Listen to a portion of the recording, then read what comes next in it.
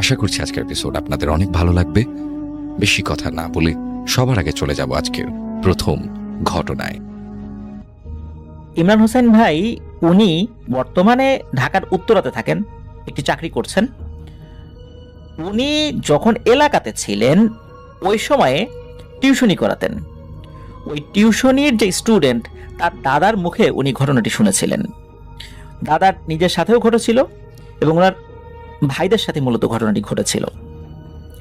যখন ওই স্টুডেন্টকে পড়াতে যেতেন, তো পড়ানোর পরে যখন টুকটাক নাস্তা পানি করতেন তখন ওই দাদা আসতেন। দাদা কিন্তু বেশ মুরব্বী ছিলেন, উনি ওই সময় হাতে যে লাঠি, ওই লাঠিতে ভর দিয়ে আস্তে আস্তে আস্তে আস্তে এগিয়ে আসতেন আর কি। তো উনি বিভিন্ন বিষয়ে গল্প করলেও ভুতুরে কোনো বিষয় নিয়ে গল্প কখনো করেন নাই। তো একদিন হয়েছে কি, টিউশনি করাতে আসার পর সন্ধ্যার পরে এই ইমরান হোসেন ভাই গিয়েছেন। তো হঠাৎ করে ঝড় শুরু হয়ে গেছে। ওই সময় তো বৈশাখ মাস ছিল, বিদ্যুৎও চলে যায়। তারপর এরকম পরিবেশ পরিস্থিতি হয় যে তখন আসলে পড়ানোর মতো কোনো অবস্থা ছিল না। স্টুডেন্টও বলল যে স্যার আজকে পড়বো না। ওদিকে ওই স্টুডেন্টের দাদাও চলে এসেছে। তখন ইমরান হোসেন ভাই বললেন যে হ্যাঁ ঠিক আছে, আজকে তো আসলে পড়ানোর মতো অবস্থাও নাই, কারণ যেরকম ঝড় বাদল শুরু হয়েছে, এখন তো বের হয়ে আসলে যাওয়া যাচ্ছে না। তো আমরা একটু গল্প গুজব করি।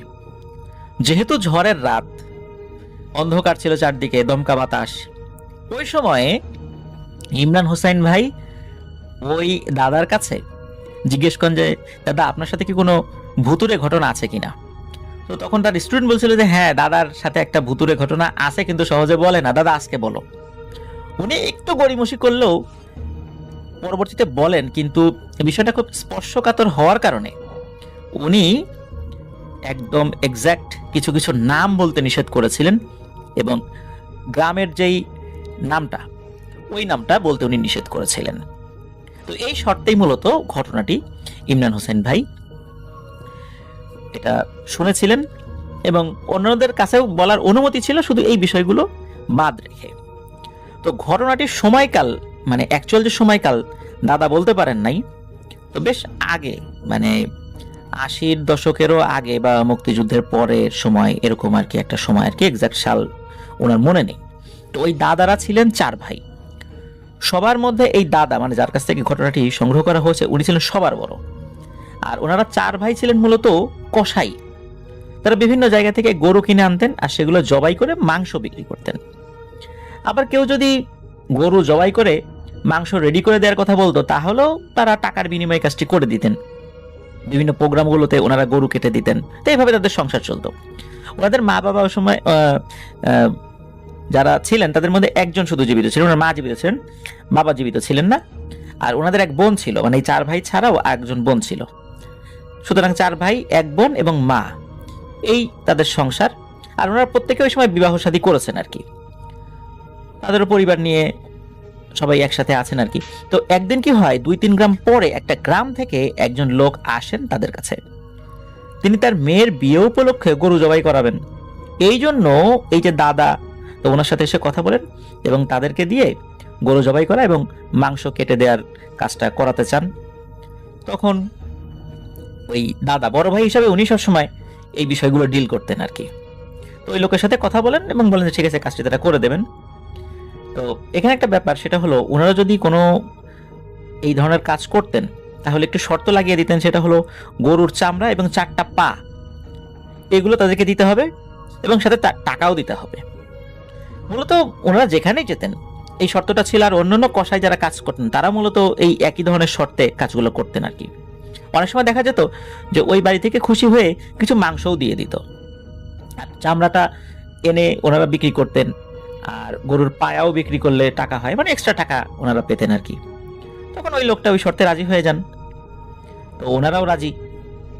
তখন ওই ব্যক্তিটি একটা ডেট দেন যে ওই তারিখে আপনারা বিকালের মধ্যে সেখানে চলে আসবেন। সাধারণত যেটা হয় যে কোনো বাড়ির অনুষ্ঠানে সকালবেলা যেই মাংসগুলো, এই মাংসগুলো রান্নার কাজ শুরু হয় সাধারণত রাতের বেলা থেকে। এই প্রক্রিয়াটা তারা করতে থাকেন, বিশেষ করে জবাই করা, চামড়া ছুলে ফেলা, মাংসগুলো সুন্দর করে পিস পিস করে বানানো, সেগুলো ধোয়া, এগুলো কিন্তু একটা দীর্ঘ সময় লাগে। তো এই জন্য রাতের বেলায় কাজটা করতে হতো, আর ওনাদেরকে বিকালের মধ্যে সেখানে আসতে বলেন। তো দেখতে দেখতে দিন ঘনিয়ে আসে। তো দাদা এবং তার অন্যান্য 3 ভাই, এই 4 জন নির্দিষ্ট দিনে সময় মতো গিয়ে হাজির হন। তো ওনারা যাওয়ার সময় একটা পা চালিত ভ্যান ব্যবহার করতো, এটা ওনাদের নিজস্ব ভ্যান। ওই ভ্যানে ওনাদের বেশ কিছু সরঞ্জামাদি থাকতো, যেমন মাংস কাটার জন্য এক ধরনের কাঠের একটা টুকরো থাকে, এটা আমরা অনেকেই দেখি। তারপরে বিভিন্ন আইটেমের ছুরি। আবার অনেক সময় দেখা যাচ্ছে যে ওই যে চামড়াটা ওনারা নিয়ে আসবেন, চামড়া তো অনেক ভারী, এটা তার কাঁধে করে বস্তায় করে নিয়ে আসা, দূর দূরান্ত থেকে আনাটা অনেক কঠিন হয়ে যায়। এই জন্য ওনারা সবসময় ভ্যান ব্যবহার করতেন, যেখানে যেতেন ভ্যানটা নিয়ে যেতেন। তো ওই বিয়ে বাড়িতে গিয়ে বাড়ির প্রধান কর্তার সাথে দেখা করেন আর বলেন যে তাদের কাজের জায়গাটা দেখিয়ে দিতে। তখন ওই কর্তা মশাই একজন লোককে ডেকে জায়গা দেখিয়ে দিতে বলেন। তো তারা সেখানে গিয়ে দেখেন যে গরুটা আগে থেকে বাঁধা রয়েছে। তো তারা তাদের মতো করে কাজ শুরু করেন। গরু জবাই থেকে শুরু করে পুরো প্রসেসিং করতে করতে তাদের অনেক রাত হয়ে যায়। তারা প্রায় মাঝ রাতের দিকে কাজ শেষ করে বাড়ির দিকে রওনা হন।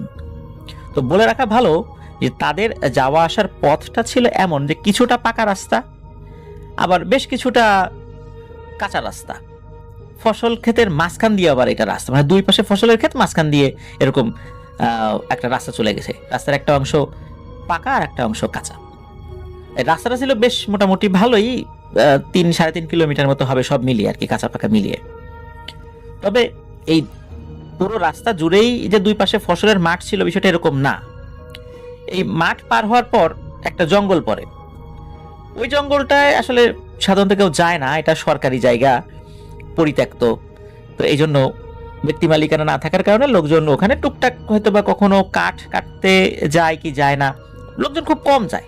ঝোপঝাড় বেশি, মানে ওখানে যে বড় বড় গাছ রয়েছে বিষয়টা এরকম না, কম আছে, ঝোপঝাড় বেশি, এই জন্য ওখানে খুব একটা লোকজন যায় না। দাদারা ভ্যান চালিয়ে আসছিলেন। তাদের 4 ভাইয়ের মধ্যে মেজো যিনি, উনি ভ্যানটা চালাচ্ছিলেন মূলত ওই যে ওই কাজটা শেষ করে আসার পথের কথা বলছি আর কি। তো কিছুটা পথ আসার পর ওই যে যিনি মেজো ভাই, উনি এই দাদা মানে বড় ভাইকে বলেন যে ভাই দেখো তো সামনেটা কি। তখন দাদা দেখেন যে তাদের থেকে একটু দূরে একটা গরু ঘাস খাচ্ছে। তখন দাদা বলছে আরে এটা তো গরু, এটা আবার দেখানোর কি হলো, তুই ভয় পাচ্ছিস নাকি? তখন ওই মেজো ভাই বলেন যে ভয় পাবো কেন, আমি একটা অন্য বিষয় চিন্তা করছি। তখন দাদা তাকে জিজ্ঞেস করেন বিষয়টা কি? তখন ওই মেজো ভাই বলেন এত রাতে কার গরু ছুটে এখানে চলে আসলো, চলো আমরা এটাকে ধরে নিয়ে যাই। তখন দাদা বলে যে কেন, এটাকে ধরবো কেন? তখন ওই মেজো ভাই বলতেছে যে এটাকে ধরে নিয়ে যাই, যদি মালিক আসে খুঁজতে খুঁজতে আমরাও খুঁজবো, যদি মালিক পাওয়া যায় তাকে দিয়ে দিব, আর যদি মালিক না পাওয়া যায় তাহলে এটাকে আমরা জবাই করে ফেলবো।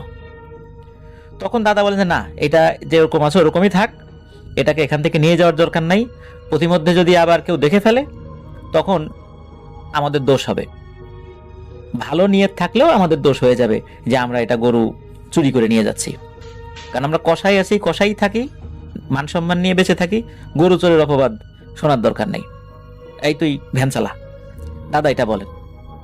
এখন সমস্যা হলো যে এই মেজো ভাই যিনি ভ্যান চালাচ্ছিলেন উনি বারবার অন্যান্য যে আরো 2 ভাই আছেন এই দাদা ছাড়া তাদেরকেও একটু ফুসলাচ্ছিলেন যে গরুটা ধরি।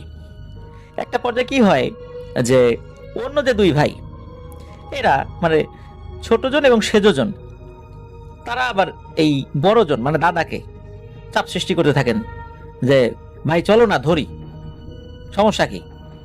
একটা পর্যায়ে দাদা অনিচ্ছা সত্ত্বেও রাজি হয়ে যান যে অন্যান্য 3 ভাই এত বলছে, আচ্ছা ঠিক আছে ধরি। তো তখন তারা 4 জন ভ্যান থেকে নামেন। ভ্যানটা মাঠের এক পাশে দাঁড় করে রাখা হয়, মানে রাস্তার থেকে নামিয়ে একটা জায়গায় দাঁড় করে রাখা হয় আর কি। আস্তে আস্তে আস্তে আস্তে ওনারা ওই গরুর দিকে এগিয়ে যান। গরুটা কিন্তু তার মতো করে ঘাস খাচ্ছিল। হঠাৎ করে ওই 4 জন একত্রে গরুর উপর ঝাঁপিয়ে পড়েন। ওই গরুর গলায় ছোট্ট একটা দড়ি ছিল, কিন্তু ওই দড়িটা অন্যান্য দড়ির মতো ছিল না, মনে হচ্ছিল দড়িটা স্বর্ণের দড়ি, চকচক চকচক করছে এরকম একটা অবস্থা। তবে দড়ি চকচক করছে এটা ওনারা দেখেছিলেন, কিন্তু দড়ির দিকে আসলে ওনাদের খুব একটা নজর ছিল না, গরুটাকে ধরার দিকে তার নজর ছিল বেশি। আর গরুটাও বেশ বড় সড়ো ষাঁড় গরু ছিল, বেশ স্বাস্থ্যবান ছিল। তো 4 জন একসাথে ঝাঁপিয়ে পড়লেও ওনারা গরুটাকে ধরতে পারেন না।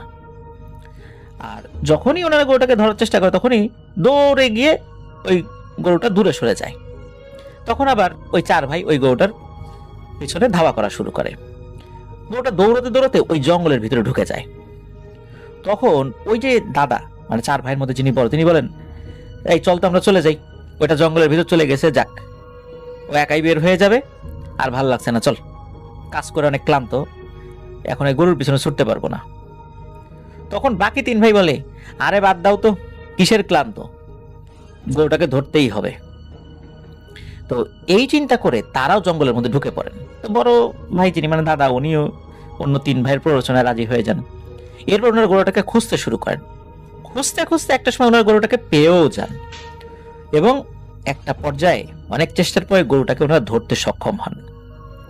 কিন্তু তখন আবার একটা বিষয়ে চিন্তা করতে থাকেন, এই গরুটাকে ধরে যদি এখন নিয়ে যাব, এই সময় যদি কেউ দেখে ফেলে তাহলে মানুষজন কি বলবে, জঙ্গলের ভিতর থেকে এদিক থেকে গরু ধরে নিয়ে আসছি, এই ভয়টা তখন তাদের মধ্যে কাজ করে।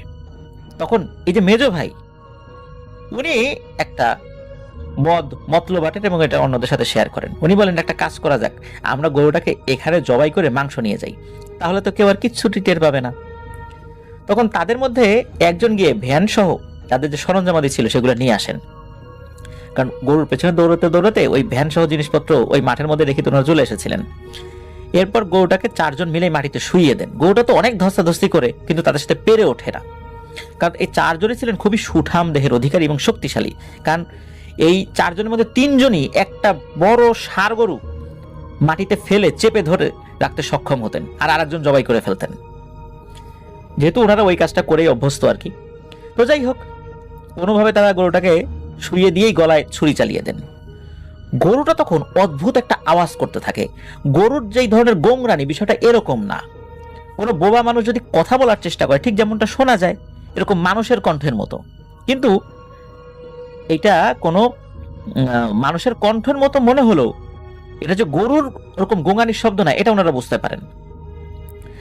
আর যখন ওই গরুটা ওই ধরনের গোঙানির মতো শব্দ করছিল, তখন চারদিক থেকে নানান ধরনের জীবজন্তু ডাকাডাকি শুরু করেছে, বিভিন্ন আওয়াজ ভেসে আসছিল। ওই সময় ওনারা চার ভাই মনে মনে ভয় পেল, তাদের মেজো ভাইয়ের কথায় অন্যান্য ভাইরা সাহস ফিরে পান। মেজো ভাই বলেন, ধর, এটা কিছু না, জঙ্গলে তো পশু পাখি ডাকাডাকি করবেই। কিন্তু ওখানে এমন ধরনের কিছু ডাকাডাকি শোনা যাচ্ছিল, ওই জঙ্গলে নিশাচর প্রাণী এটা আছে, নিশাচর প্রাণী যেগুলো রাতের বেলা থাকে, নিশাচর পাখি, কিন্তু ওখানে তো কোনো হিংস্র জীবজন্তু নাই, কিন্তু ওখানে বিভিন্ন ধরনের হিংস্র জীবজন্তুর আওয়াজও তারা শুনেছিলেন। কিন্তু ওইখানে ওই ধরনের কোনো প্রাণী থাকার কথা নয়, এটা এমন কোনো জঙ্গল না যে সেখানে এই টাইপের প্রাণী থাকবে। তো যাই হোক, ওনারা গরুটাকে জবাই করেন, অল্প সময়ের মধ্যে চামড়াটা ছুলে ফেলেন, গরুর বিভিন্ন অংশগুলো ওনারা কেটে কয়েক টুকরো করেন, এরপর কাঁধে করে ওই ভ্যানের উপর রাখেন, বাড়িতে নিয়ে আসেন। ওনারা যে ওইখানে বসে বসে ওই মাংস টুকরো টুকরো কেটেছেন, বিষয়টা এরকম না, গরুটাকে কয়েক টুকরো করে ওনারা বাড়িতে নিয়ে এসেছিলেন। প্রতিমধ্যে তাদের কোনো সমস্যা হয়নি। তো বাড়িতে আসার পর বাড়ির লোকজন জিজ্ঞেস করে যে এত মাংস কোত্থেকে পেলে? তখন তারা বলে যে যেখানে কাজ করতে গিয়েছিলেন তারা, সেই মালিক তাদের কাজে খুশি হয়ে উপহার দিয়েছে। এখন বাড়ির লোকজন, মানে এই চারজনের বউ, বাচ্চা কাচ্চা, তারপর আর মা, এই চার ভাইয়ের বোন, এরা তো বিশ্বাস করতে পারে না। কারণ হলো, খুশি হয়ে উপহার দিলে ঠিক আছে, কিন্তু এত মাংস তো কেউ খুশি হয়ে দেয় না, একটা গরুর সমান মাংস কি কেউ দেয় নাকি? এরপর ওনাদেরকে ভুলভাল বুঝ দেওয়া হয় যে ওখানে অনেকগুলো গরু কাটা হয়েছে, এর মধ্যে থেকে এক একটা গরু থেকে একটু একটু করে দিয়ে দিতে এরকম হয়েছে, কোনো গরুর রান নিয়েছি, কোনো গরুর ঘাড়ের অংশ নিয়েছি, এরকম করতে করতে এরকম হয়েছে। তো ওনারা ওই বিষয়টা নিয়ে খুব একটা প্রশ্ন তোলেন না। এর মধ্যে থেকে গরুর বেশ খানিকটা মাংস ওনারা রেখে দেন। ওই সময় কিন্তু ওই জাল দিয়ে দিয়ে বেশ সময় নিয়ে খাওয়া যেত, আর বাকি অংশটা পরের দিন সকালবেলা ওনারা বাজারে নিয়ে গিয়ে বিক্রি করে দেন। গরুর চামড়াটাও বিক্রি করে দিয়ে দেন, পায়াটাও বিক্রি করে দেন।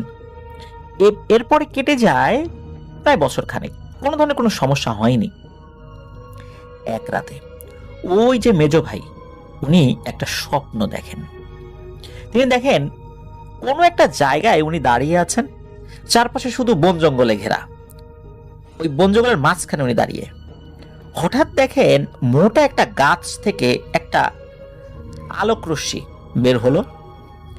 তো সাথে সাথে ওই গাছ ভেদ করে চারজন লোক বের হয়ে আসলো, আর সাথে একটা গরু। তাদেরকে দেখে মনে হচ্ছে তারা গরুটাকে জবাই করার জন্য প্রস্তুতি নিচ্ছে। গরুটাকে তারা টেনে হিচড়ে নিয়ে আসছে। এভাবে তারা গরুটাকে জোর করে শুইয়ে দিয়েই গলায় ছুরি চালিয়ে দেয়। এই পুরো ঘটনাটা সেই মেজ ভাই অবাক দৃষ্টিতে ওই ঘুমের মধ্যেই দেখছিল। তার কাছে মনে হচ্ছিল উনি একটা বাস্তব জিনিস দেখছেন। উনি ওই ঘুমের মধ্যেই মানে ওই যে অবয়বগুলো, যে চারজন লোক, তাদেরকে বলেন, এই কারা তোমরা? কার গরু? তোমরা কি করছো? জবাই করছো কেন? এতক্ষণ কিন্তু ওই চারজন লোকের চেহারা ভালো করে উনি বুঝতে পারেন নাই। ওই লোকগুলো যখন তার দিকে ঘুরে তাকায় তখন উনি দেখেন যে এই যে চারজন লোক, এই চারজন লোক হচ্ছে হুবহু তারা চার ভাই। তার বড় ভাই, মেজ ভাই, সেজ ভাই, ছোট ভাই। মানে উনি যিনি স্বপ্ন দেখছেন উনিও ওই চারজনের মধ্যে আছেন। এরপরে উনি আরো একটা ভয়ানক বিষয় খেয়াল করেন যে তাদের চেহারাটা আস্তে আস্তে পরিবর্তন হচ্ছে এবং সেইগুলো ভয়ঙ্কর চেহারায় রূপান্তরিত হচ্ছে। সবারই মুখ পুরে ঝলসে যাওয়ার মতো, চোখের স্থানে কিছু আছে কিনা বোঝা যাচ্ছে না, আর ঠোঁটগুলো অনেকটা ঝুলে পড়া। তখন ওই চারটি অবয়বের মধ্যে একটা বলে, এই কি অপরাধ করেছিল আমাদের ভাই? কেন তাকে এইভাবে তোরা হত্যা করলি? শুধু কি হত্যা করেছিস, তার মাংসও তোরা খেয়েছিস। তোদের কোনো ক্ষমা নাই রে, কঠিন শাস্তির জন্য অপেক্ষা কর। এই বলে তারা অদৃশ্য হয়ে যায়। তখন এই মেজ ভাই ঘুমের ভিতরে চিৎকার দিয়ে ওঠেন এবং উনি ঘুম থেকে জেগে যান। ওনার পাশে ওনার স্ত্রী শুয়েছিলেন, উনিও চিৎকারে জেগে যান। কি হয়েছে? বলে যে একটা দুঃস্বপ্ন দেখেছি। তো উনি রাতের বেলা ওনার ওয়াইফকে বিষয়টা কিছু না বললেও পরের দিন সকালবেলা বাকি তিন ভাইকে এই স্বপ্নের বিষয়টা জানান। তখন ওই তিন ভাই বলেন, আরে ও খারাপ কিছু না, খারাপ স্বপ্ন দেখেছিস। উনিও সেটাই মনে করেন। কিন্তু পরের দিন এই যে দাদা, মানে এই চার ভাইয়ের মধ্যে যিনি বড়, উনি এসে একই কাহিনী বলেন যে উনিও একই স্বপ্ন দেখেছেন। এভাবে কয়েকদিনের ব্যবধানে বাকি দুই ভাইও একই স্বপ্ন দেখেন। তখন তারা বিষয়টা নিয়ে চিন্তিত হন। সবাই যেহেতু একই স্বপ্ন দেখেছেন, তাহলে তো এটা দুঃস্বপ্ন হতে পারে না। তখন তারা কি করা যায় এটা ভাবতে থাকেন। এভাবে কিছুদিন অতিবাহিত হয়ে যায়। একদিন ওই মেজ ভাই রাতের বেলা বাজার থেকে বাড়িতে ফেরত আসছিলেন। তিনি একাই ছিলেন, একটা বাইসাইকেল ছিল। তো উনি ওনার ওই বাইসাইকেলটা চালিয়ে আসছিলেন। তো প্রতিমধ্যে একটা ছোট বাঁশঝাড় পড়ে, আর এই বাঁশঝাড়ের সাথে লাগোয়া একটা পরিত্যক্ত পুকুর ছিল, যেটা অনেকদিন ধরে অব্যবহৃত রয়েছে। পানি নাই বললেই চলে, বর্ষাকালে একটু পানি জমে, অন্য সময় শুকনোই থাকে। তো তখন তিনি ওই বাঁশঝাড়ের কাছে যখনই ওই এসেছেন আর কি, উনি দেখেন ওই পুকুরের ভেতর থেকে মাটি ভেদ করে, মনে হলো মাটি ফুঁড়ে একটা কিছু বের হলো। চাঁদের আলো ছিল। ওই বের হয়ে ওই জিনিসটা দৌড়ে ঠিক রাস্তার মাঝ বরাবর এসে দাঁড়িয়ে পড়ে। এই অবয়বটাকে দেখে উনি সাইকেলটা দাঁড় করান আর ওই প্রাণীটির দিকে উনি লক্ষ্য করেন। এটা যে কি প্রাণী উনি বুঝতে পারছিলেন না। এই ধরনের প্রাণী উনি আগে কখনো দেখেছেন কিনা এটা উনি বলতে পারেন না। এটা দেখতে না শেয়াল না কুকুর, তবে আকারটা বেশ বড়। তবে এর বিবরণটা যেভাবে দেয়া যায় সেটা হয়তো এমন হবে যে চার পায়ে একটা প্রাণী, তবে এটা দুই পায়ে ভর করে ওখানে বসে আছে আর দুই পা উঁচু করে বসে আছে। অনেক সময় দেখা যায় কুকুর মাঝে মাঝে এভাবে বসে, মানে অনেক সময় পোষা কুকুর যেগুলো খেলার ছলে দুই পা উঁচু করে বসে, এরকম আর কি, ওইভাবে বসে আছে। মুখটা লম্বাটে ধরনের, কিছুটা শেয়ালের মতো। মুখের দুই দিক দিয়ে বড় বড় দুটো সুচালো দাঁত বের হয়ে আছে এবং মনে হচ্ছে নাকের উপর একটা গন্ডারের মতো একটা ছোট শিং রয়েছে। শরীর ভর্তি বড় বড় লোমে ভরা, আর হাতের নখগুলো বড় বড় এবং এতটা ধারালো এবং সাদা, মনে হচ্ছে চাঁদের আলো তো সেটা চিকচিক চিকচিক করছে। এরপর কি হলো, একে একে আরো তিনটা অবয়ব, একই ধরনের অবয়ব ওই বাঁশঝাড়ের আশপাশ থেকে চলে আসলো। একটা তো মাটি ভেদ করে উঠেছিল, আর বাকিগুলো ওনার কাছে মনে হলো বাঁশঝাড়ের আশপাশ থেকে চলে আসে। এরকম চারটা অবয়ব চলে আসে, তো এসে রাস্তার মাঝ বরাবর দাঁড়িয়ে যায়। এমন মনে হচ্ছিল যে তারা তাকে আর যেতে দেবে না এখান থেকে, এবং ওরা ওর জন্যই, মানে মেজ ভাইয়ের জন্যই এগুলো অপেক্ষা করছিল। তখন ওই প্রাণীগুলোর মধ্যে থেকে একটা প্রাণী অদ্ভুত একটা আওয়াজ করে। এই আওয়াজটাও খুব ভয়ানক এবং অপরিচিত আওয়াজ। সাধারণত কুকুর, বিড়াল, শেয়াল বা অন্যান্য কোনো প্রাণী এই ধরনের আওয়াজ করে না, মানে যেটা তার পরিচিত প্রাণী আছে এরকম পরিচিত কোনো প্রাণীর এরকম আওয়াজ উনি শোনেন নাই। খুবই ভয়ঙ্কর একটা আওয়াজ ছিল। এরপর ওইসব প্রাণী একসাথে ভয়ঙ্কর আওয়াজ শুরু করে, প্রায় সময় নেকড়ে বাঘ একসাথে ডাকাডাকি শুরু করে, অনেকটা তেমন আর কি। তাই ভয়ঙ্কর আওয়াজে ওই মেজো ভাইয়ের কলিজা কেঁপে ওঠে। উনি তো ভয়ে দিশেহারা হয়ে পড়েন, কি করবেন বুঝতে পারেন না।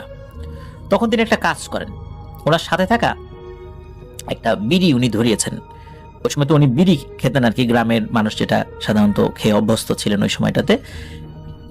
উনি জানতেন যে এই টাইপের কোনো প্রাণী আগুন দেখলে কাছে আসতে পারে না, কিন্তু ওনার এই চিন্তাটা পুরোপুরি ভুল প্রমাণিত হয়।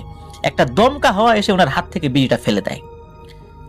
চারপাশে মনে হচ্ছিল ঝড় শুরু হয়ে গেছে, গাছপালা মনে হচ্ছে দুমড়ে মুচড়ে যাবে, বাঁশঝাড় নুইয়ে পড়ে মাটির সাথে।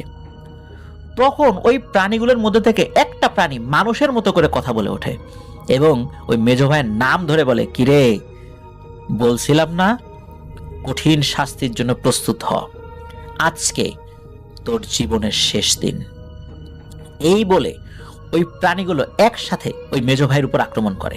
শুরু হয় ধস্তাধস্তি, তাকে বারবার আছড়াতে থাকে, এমন আছাড় তাকে মারে আসলে শরীরের হাড়গোড়ের বিভিন্ন জায়গা এগুলো ভেঙে গিয়েছিল। এবং কি করেছে, তাকে টেনে হিচড়ে বাসার পাশে ওই যে পুকুরটা, ওই পুকুরটার দিকে নিয়ে যাচ্ছে। এমন সময় দূর থেকে একটা আওয়াজ ভেসে আসে, একজন লোক আসছিল এবং এটা ছিল এই মেজো ভাইয়ের বড় ভাই, মানে এই যে দাদা যিনি ঘটনাটি বলেছেন আর কি। উনিও বাজারে গিয়েছিলেন কাজ করতে, ওনার ফেরত আসতে দেরি হচ্ছিল। তো উনি আবার বুঝতে পারেন না এটা কে। উনি যখন দেখছেন কোনো একটা মানুষকে টেনে হিস্ট্রি নিয়ে যাওয়া হচ্ছে, উনি চিন্তা করেছিলেন যে গ্রামে অনেক সময় একজনের সাথে আরেকজনের শত্রুতা থাকে, মাঝে মাঝে রাতের বেলা সংঘবদ্ধ হয়ে ওই নির্দিষ্ট ব্যক্তিকে আক্রমণ করে। উনি চিন্তা করেছেন যে এরকম কোনো ব্যক্তিকে কেউ আক্রমণ করেছে, মেরে ফেলার চেষ্টা করছে। এই জন্য উনি জোরে চিৎকার দিচ্ছিলেন, এই কে রে ওইখানে, এই তোরা কাকে মারিস, তোরা কারা, এরকম করে জোরে করে চিৎকার করছিলেন। তো ওই সময় ওই চিৎকারটা কিন্তু এই মেজো ভাই শুনেছিলেন এবং বুঝেছিলেন তার বড় ভাই। তখন বড় ভাই বলে একটা জোরে চিৎকার দিয়ে উঠেছিলেন। এরপরে উনি বেহুশ হয়ে যান। পরে যখন তার হুঁশ ফেরে তখন এই মেজো ভাই দেখেন তিনি তার বাড়িতে। তাকে জিজ্ঞেস করা হলে তিনি এই যে পুরো বিষয়টা সবকিছু খুলে বলেন। মূলত বড় ভাই এসে দেখেন তারই মেজো ভাই ওখানে পড়ে আছে, তার সাইকেলটা একটা জায়গায় পড়ে আছে। মূলত সাইকেল দেখে উনি বুঝতে পেরেছিলেন যে এটা তার মেজো ভাই। তো উনি ওইখান থেকে উদ্ধার করে নিয়ে এসেছিলেন। তখন পরিবারের সদস্যরা জিজ্ঞেস করেন যে আসল ঘটনাটা কি, কেন এমনটা হচ্ছে। তখন পরিবারের সকল সদস্যকে এই চার ভাই ঘটনা খুলে বলেন একদম প্রথম থেকে। সবাই তো তাদেরকে খুবই গালমন্দ করে যে কেন তারা এই জঘন্য কাজটা করলো। তো যাই হোক, মেজো ভাইয়ের শরীর কিন্তু দিন দিন খারাপ হচ্ছিল, তিনি হাঁটা চলার ক্ষমতা হারিয়ে ফেলছিলেন ধীরে ধীরে। আর এদিকে এ সমস্যা দূর করতে ভালো ভালো কবিরাজের খোঁজ করছিলেন অন্যান্য তিন ভাই, কিন্তু তারা পাচ্ছিলেন না। ছোটখাটো কয়েকজন কবিরাজ দেখিয়েছিলেন, কিন্তু তারা এই ধরনের কাজ করতে রাজি হন নাই, বলেছিলেন যে এই কাজ করতে ঝামেলা আছে, ঝুঁকি আছে। তো এর মধ্যে হঠাৎ একদিন ঘটে যায় একটা ভয়ঙ্কর ঘটনা। ওই মেজো ভাইয়ের স্ত্রীর মা, মানে ওই মেজো ভাইয়ের শাশুড়ি অসুস্থ হয়ে পড়ায় তিনি চলে যান তাকে দেখতে। ওই দিন তিনি একা ঘরে শুয়েছিলেন, মানে মেজো ভাই একা শুয়েছিলেন ঘরে। পরের দিন সকালে অনেক বেলা হয়ে যায়, উনি ঘুম থেকে ওঠেন না। ডাকাডাকি করা হলেও কোনো সারা শব্দ পাওয়া যায় না। তখন বাইরের লোকজন তো চিন্তিত হয়ে যায়, এত ডাকাডাকি করা হচ্ছে, সারা শব্দ দিচ্ছে না কেন। তখন তারা দরজা ভেঙে ভিতরে ঢোকেন। গিয়ে যা দেখেন তা আসলে বলার মতো নয়। তারা দেখেন মেজো ভাইয়ের ছিন্ন ভিন্ন শরীর পড়ে আছে পুরো রুম জুড়ে। তার শরীর থেকে হাত, পা, মাথা ইত্যাদি আলাদা হয়েছিল। মনে হচ্ছিল কেউ টেনে ছিঁড়ে এক এক জায়গায় ফেলে রেখেছে। এটা দেখে তো বাড়ির মহিলারা চিৎকার দিয়ে বেহুশ হয়ে যান, অন্যান্য ঘরে যারা ছিলেন আর কি। পরে পানি দিয়ে তাদের হুঁশ ফেরানো হয়, চোখে মুখে পানি ছিটা দেওয়া হয়েছিল আর কি। তো সবাই কান্নাকাটি আর বিলাপ করতে থাকে। তখন সেই বড় ভাইয়ের আর বুঝতে বাকি থাকে না আসলে ঘটনাটা কি হয়েছে। তখন ওই জায়গাতে যারা উপস্থিত ছিলেন তাদেরকে অনুরোধ করেন যে এই বিষয়টা যেন কাউকে জানানো না হয়। এরকম একটা ঘটনা, এটা তো পুলিশ কেস, আর জানানো হলে অহেতুক পুলিশ কেস হবে, গ্রামের মানুষদেরকে মানে হয়রানির শিকার হতে পারে। কারণ উনি তো জানতেন যে এটা কোনো মানুষের কাজ না। পুলিশ আসলেই তো জিজ্ঞেস করবে কাকে সন্দেহ হয় কিনা। তখন অজ্ঞাতনামা ব্যক্তির নামে মামলা করলে এই ব্যক্তিগুলো হয়তো হয়রানিতে পড়তে পারেন। হয়তো কোনো মানুষকে ধরে নিয়ে যেতে পারে জিজ্ঞাসাবাদের জন্য, এটাই স্বাভাবিক, এটা তো পুলিশের দায়িত্বের মধ্যেই পড়ে। কিন্তু ওনারা এটা চান নাই, যে বিষয়টা খুব জানাজানি হোক, এরকম এটা চান নাই। তো খুব দ্রুততার সাথে দাফন কাফন সম্পূর্ণ করে ওই শরীরের অংশগুলো এক জায়গা করে গোসল করিয়ে দ্রুত দাফন করে দেওয়া হয়। তো এই ঘটনা খুব অল্প কিছু মানুষ জানতেন, আত্মীয় স্বজনদের মধ্যেও যারা আশেপাশে ছিলেন শুধু তারাই এসেছিলেন, দূর দূরান্তের আত্মীয় স্বজনদেরকে খবর দেওয়া হয়নি, পরে তারা জেনেছিলেন। তো যাই হোক, আর ওই সময় তো একদম অজপাড়াগা, থানা তো অনেক দূরে, যদি লোকাল কোনো লোকজন বা কোনো মাধ্যম দিয়ে তারা খবর না পেতেন তাহলে তো তারা আসলে আসার মতো কোনো উপায় ছিল না। ওই সময় যেরকম মোবাইল ফোন ছিল না যে দ্রুত যে কেউ চাইলেই কোনো একটা খবর দিয়ে দেবে, পুলিশ আসবে, বিষয়টা এরকম ছিল না আর কি ওই সময়ের প্রেক্ষাপটে। তো এভাবে চলে যায় আরো বেশ কিছু দিন। তো মেজো ভাইয়ের এরকম অস্বাভাবিক মৃত্যুর পর ওনারা আর কোনো কাজে যান নাই। তো দীর্ঘদিন কাজে না যাওয়ায় তাদের অর্থনৈতিক সমস্যা তৈরি হয়। তখন তারা চিন্তা করেন যে কাজ কাম তো কিছু একটা করতে হবে, এভাবে চললে তো না খেয়ে মারা পড়বে সবাই, পরিবার তো আছে, মা আছে, বোন আছে, প্রত্যেকের স্ত্রী আছে, সন্তান আছে। তখন ওনারা একটা বিষয় চিন্তা করেন যে আপাতত কিছুটা দিন আমরা কষায়ের কাজ যেভাবে বন্ধ রেখেছি এভাবে বন্ধ রাখি, আমরা অন্য কাজ করি। তো একদিন এই যে বড় ভাই, ওনার কাছে তারই এক প্রতিবেশী এসে বলেন যে তার ফসলের ক্ষেতটা পাহারা দেওয়ার কথা, যে পাহারা দেবেন কিনা, কেননা রাতে ফসল চুরি হয়ে যাচ্ছিল। তো এই কথা শুনে বড় ভাই এদিক ওদিক চিন্তা না করে রাজি হয়ে যান। তখন মূলত শীতকাল ছিল এবং কলাইয়ের মৌসুম। এ সময় হয় কি, ওই কলাই চোরের আনাগোনা খুব বেড়ে যায় খেতে। আবার অনেকে রাতের বেলা গরু ছেড়ে দিয়ে রাখেন যাতে কলাই গরু খেয়ে ফেলতে পারে, শত্রুতা করে এরকম কাজটা করেন। এই জন্যই মূলত তাকে ফসল পাহারা দেওয়ার কথা বলা হয়। তো তিনি পরের দিন থেকে দুই ভাইকে নিয়ে ফসল পাহারা দেওয়ার কাজে লেগে পড়েন। এই ফসলের মাঠ ছিল তাদের বাড়ি থেকে প্রায় 2 কিলোমিটার দূরে, আর ফসলের ক্ষেতটাও ছিল বেশ বড়। তারা 3 ভাই পাহারা দিতে থাকে। প্রথম দিকে কোনো সমস্যা হয় না, কিন্তু কিছুদিন পর থেকে শুরু হয় একটা সমস্যা। পাহারা দেওয়া সত্ত্বেও ফসলের পরিমাণ দিন দিন মনে হচ্ছিল কমে যাচ্ছে। তো এই বিষয়টা যখন জমির মালিককে জানানো হয় তখন উনি জমিটা দেখতে আসেন, দেখে যে সত্যি জমির বিভিন্ন সাইড থেকে ফসল ওঠানো। তখন তিনি তাদের 3 ভাইকে খুব রাগারাগি করেন এবং বলেন তোমরা ঠিক মতো পাহারা দিচ্ছ না। তারা বলেন আমরা তো ঠিক মতোই পাহারা দিচ্ছি। তখন জমির মালিক বলেন তাহলে এভাবে পাহারা দিলে আমার খেতে তো কিছুই থাকবে না, আর তোমাদের পারিশ্রমিক আমি দেবো কিভাবে, তোমরা কিন্তু পারিশ্রমিক পাবা না। এই বলে উনি চলে যান। তখন তারা 3 ভাই চিন্তা করেন যে আরো ভালো করে পাহারা দিতে হবে। পরের রাত্রে ওনারা যান পাহারা দিতে। তখন তারা ভিন্ন ভিন্ন জায়গায় পাহারা দেওয়া শুরু করেন। মানে আগে একত্রে দিতেন, এখন ভিন্ন ভিন্ন জায়গায় পাহারা দিচ্ছেন। একত্রে পাহারা দেওয়ার উদ্দেশ্য ছিল, যেহেতু একটা ভয়ের ঘটনা ঘটে গেছে আর কি, মেজো ভাইয়ের সাথে মর্মান্তিক মৃত্যু হয়েছে, এখন তারা ভিন্ন ভিন্ন ভাবে পাহারা দিলে আবার কোন বিপদ আসে, এই জন্যই মূলত ওনারা একসাথে পাহারা দিতেন। কিন্তু যেহেতু সমস্যা হচ্ছিল এই জন্যই চিন্তা করলেন যে ভিন্ন ভিন্ন ভাবে পাহারা দিই, এখন কিছু করার নাই, নাহলে তো কাজটা চলে যাবে, হাতছাড়া হয়ে যাবে। তো অনেক বড় জমি হয়, তারা 3 জন 3 দিক থেকে পাহারা দিতে থাকেন। এর মধ্যে বড় ভাই ছিলেন পশ্চিম দিকে, আর ওই সাইডে জমির একটু পাশে একটা বাবলা গাছ ছিল। এটা মূলত কাঁটাওয়ালা এক ধরনের গাছ, অনেকে বাবলা গাছ চেনেন। তো ওই বড় ভাই যখন ওই গাছের কাছাকাছি আসে তখন দেখে ওই গাছ থেকে একটা মানুষের মতো অবয়ব, একটা লিকলিকে অবয়ব নেমে আসলো এবং নেমে তাদের যেই পাহারা দেওয়ার যে জমিটা সেখান থেকে ফসল উঠানো শুরু করে। তিনি মনে করেন যে এই বেটা চোর, এইভাবে এই বাবলা গাছে ঘাপটি মেরে বসে থাকে আর সুযোগ বুঝে এইভাবে সে চুরি করে। আজকে তোকে পেয়েছি, দাঁড়া মজা দেখাচ্ছি। উনি কি করেছেন, ওনার হাতে একটা লাঠি ছিল, এটা দিয়ে আস্তে আস্তে পিছনে গিয়ে সজোরে মারেন একটা বাড়ি। তো বাড়ি মারার ফলে কি হবে, ওই জিনিসটা যন্ত্রণায় আটকে উঠবে, যন্ত্রণায় একটা আর্তনাদ করে উঠবে, তাই না, এরকম একটা বিষয় হবে। কিন্তু না, মনে হলো বাড়ি দেওয়ার পর সে কোনো ব্যথাই পায়নি, উল্টো সে এমন ভাবে ঘুরে তাকায়। আর ঘুরে তাকানোর পর এই বড় ভাই মানে দাদা উনি যা দেখেন সেটা ছিল খুবই ভয়ঙ্কর একটা দৃশ্য। উনি দেখেন এটা এমন একটা প্রাণী যেটাকে একটু আগে মানুষের মতো মনে হয়েছিল, এটা আসলে মানুষ না, এটা না শেয়াল না কুকুর। শেয়াল এবং কুকুরকে একত্র করে যদি কোনো প্রাণী তৈরি করা হয় ঠিক তেমন। এটার মুখ শেয়ালের মতো হলো, দাঁতগুলো ছিল খুবই চোখা চোখা, নাকের উপর গন্ডারের মতো একটা ছোট শিং রয়েছে বলে মনে হচ্ছিল চাঁদের আলোতে, শরীর ভর আলো, আর চোখ দিয়ে মনে হচ্ছিল সবুজ আলো বের হচ্ছিল। উনি এটা দেখার সাথে সাথে ওনার মেজো ভাই উনি যে একবার আক্রমণের শিকার হয়েছিলেন এবং পরবর্তীতে যে বর্ণনা দিয়েছিলেন, এই বর্ণনার সাথে এইটার চেহারা মিলে যাচ্ছিল, অনেকটাই মিলে যাচ্ছিল আর কি। আর এই জিনিসটারও হাত পায়ের নখগুলো ছিল বড় বড়, সাদা, চকচক চকচক করছিল চাঁদের আলোতে।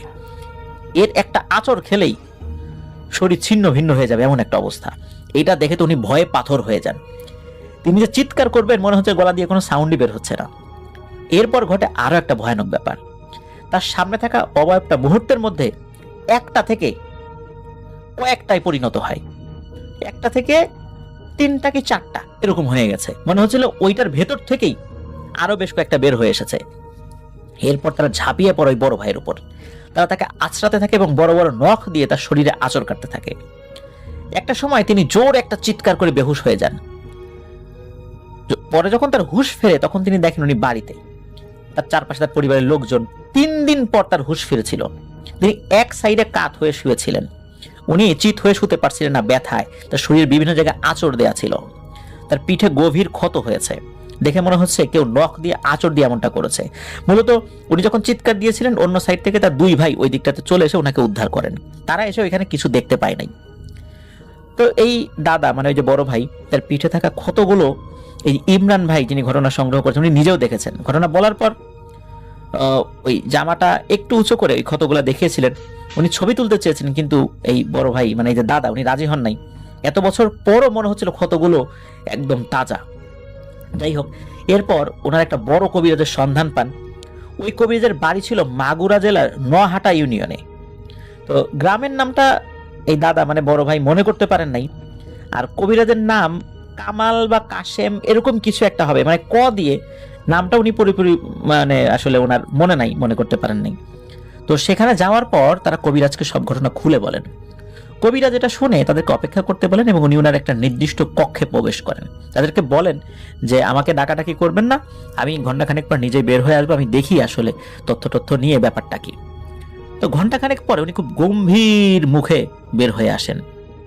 তিনি জানান যে তিনি তার সাথে থাকা জিনদের মাধ্যমে যে তথ্য সংগ্রহ করেছেন সেটা হলো যে এই যে জিনগুলো এসে ইনাদের ক্ষতি করছে এরা মূলত 5 ভাই। তারা ওই জঙ্গলে প্রথমে যে জঙ্গলের কথা প্রিয় লিসেন্স আমরা বলেছি এবং তৎসংলগ্ন যে এলাকা রয়েছে ওই এলাকায় বহু বছর ধরে বসবাস করে। এই ভাইদের মধ্যে একজন ছিল বোবা। এ ছিল আবার খুবই নম্র ভদ্র স্বভাবের, কিন্তু বাকি ভাইরা ছিল খুবই দুষ্টু প্রকৃতির জিন। তারা কোনো কারণ ছাড়াই মানুষকে ভয় দেখাতো। ওই যে আমরা বিভিন্ন ভয়ের ঘটনা দেখি না বা শুনি না, ওরকম টাইপের আর কি। এরা মানুষকে ভয় দেখাতো কারণ ছাড়া, এটা দেখে খুব মজা পেত, মানুষকে ক্ষতি করার চেষ্টা করত। এই জন্য তাদের সম্প্রদায়ে বিভিন্ন সময় এদেরকে বিচারের সম্মুখীন করা হয়েছে। বিচারে বসার পর যারা বিচার করত তখন এই ভাইদেরকে বলতো যে তোরা তোদের ছোট ভাইকে দেখে শেখ, ও কত ভদ্র নম্র, ও বোবা হলেও কতটা শান্ত স্বভাবের, ও মানুষের উপকার করে, কখনো ভয় দেখায় না, ক্ষতি করে না। আর তোরা ওর কাছ থেকে ছোট ভাইয়ের কাছে তোরা শিক্ষা নিতে পারিস না। এরকম নাকি তাদেরকে অনেক সময় বলা হতো। এই ভাইগুলো তারা দুষ্টু স্বভাবের হলেও তারা তার এই বোবা ভাইদের জন্য খুব গর্ববোধ করতো, না আমরা দুষ্টু হলেও আমার এই ভাইটা খুব ভালো, ও মানুষের উপকার করে। আর এই বোবা জিনটা মানে বোবা ছোট ভাইটা সে ইশারা ইঙ্গিতে সবসময় তার অন্য ভাইদেরকে বলতো যে মানুষের এইভাবে ডিস্টার্ব করা যাবে না, ক্ষতি করা যাবে না, আল্লাহ গুনাহ দেবেন, এরকম সে ইশারা ইঙ্গিতে বোঝাতো এবং সবসময় অন্য ভাইদেরকে সে নিষেধ করত। এমনও হয়েছে অন্য ভাইরা মিলে কোনো একটা মানুষকে ভয় দেখানোর জন্য গিয়েছে, সে ওখানে উপস্থিত হয়ে অন্য ভাইদেরকে তাড়িয়ে দিয়েছে, এমনও হয়েছে। তো ভাই তো কিছু আর বলতে পারে না তারা, কিন্তু তারা সবসময় তার এই বোবা ভাইয়ের জন্য গর্ববোধ করত। এখন হয়েছে কি, এই যে ভাইগুলো ওরা একজন মানুষকে বিরক্ত করেছিল, যার ফলে ওই মানুষের বেশ ক্ষতিও হয়েছিল। পরে একজন কবিরাজ সে তার রিচুয়ালের মাধ্যমে এই ভাইগুলোকে হাজির করেন, ওই বোবা ভাই সহ। কিন্তু ওই কবিরাজ জানতে পারেন যে এই বোবা ভাই ভালো ও মানুষের উপকার করে, অন্য ভাইগুলো দুষ্টু। তখন কবিরাজ কি করেছিলেন, এই বোবা ভাইকে রেখে অন্য ভাইগুলোকে বোতলে বন্দি করে ফেলেন। এখন বোতলে বন্দি করেছেন, ওই বোবা ভাইটিকে ছেড়ে দিয়েছেন।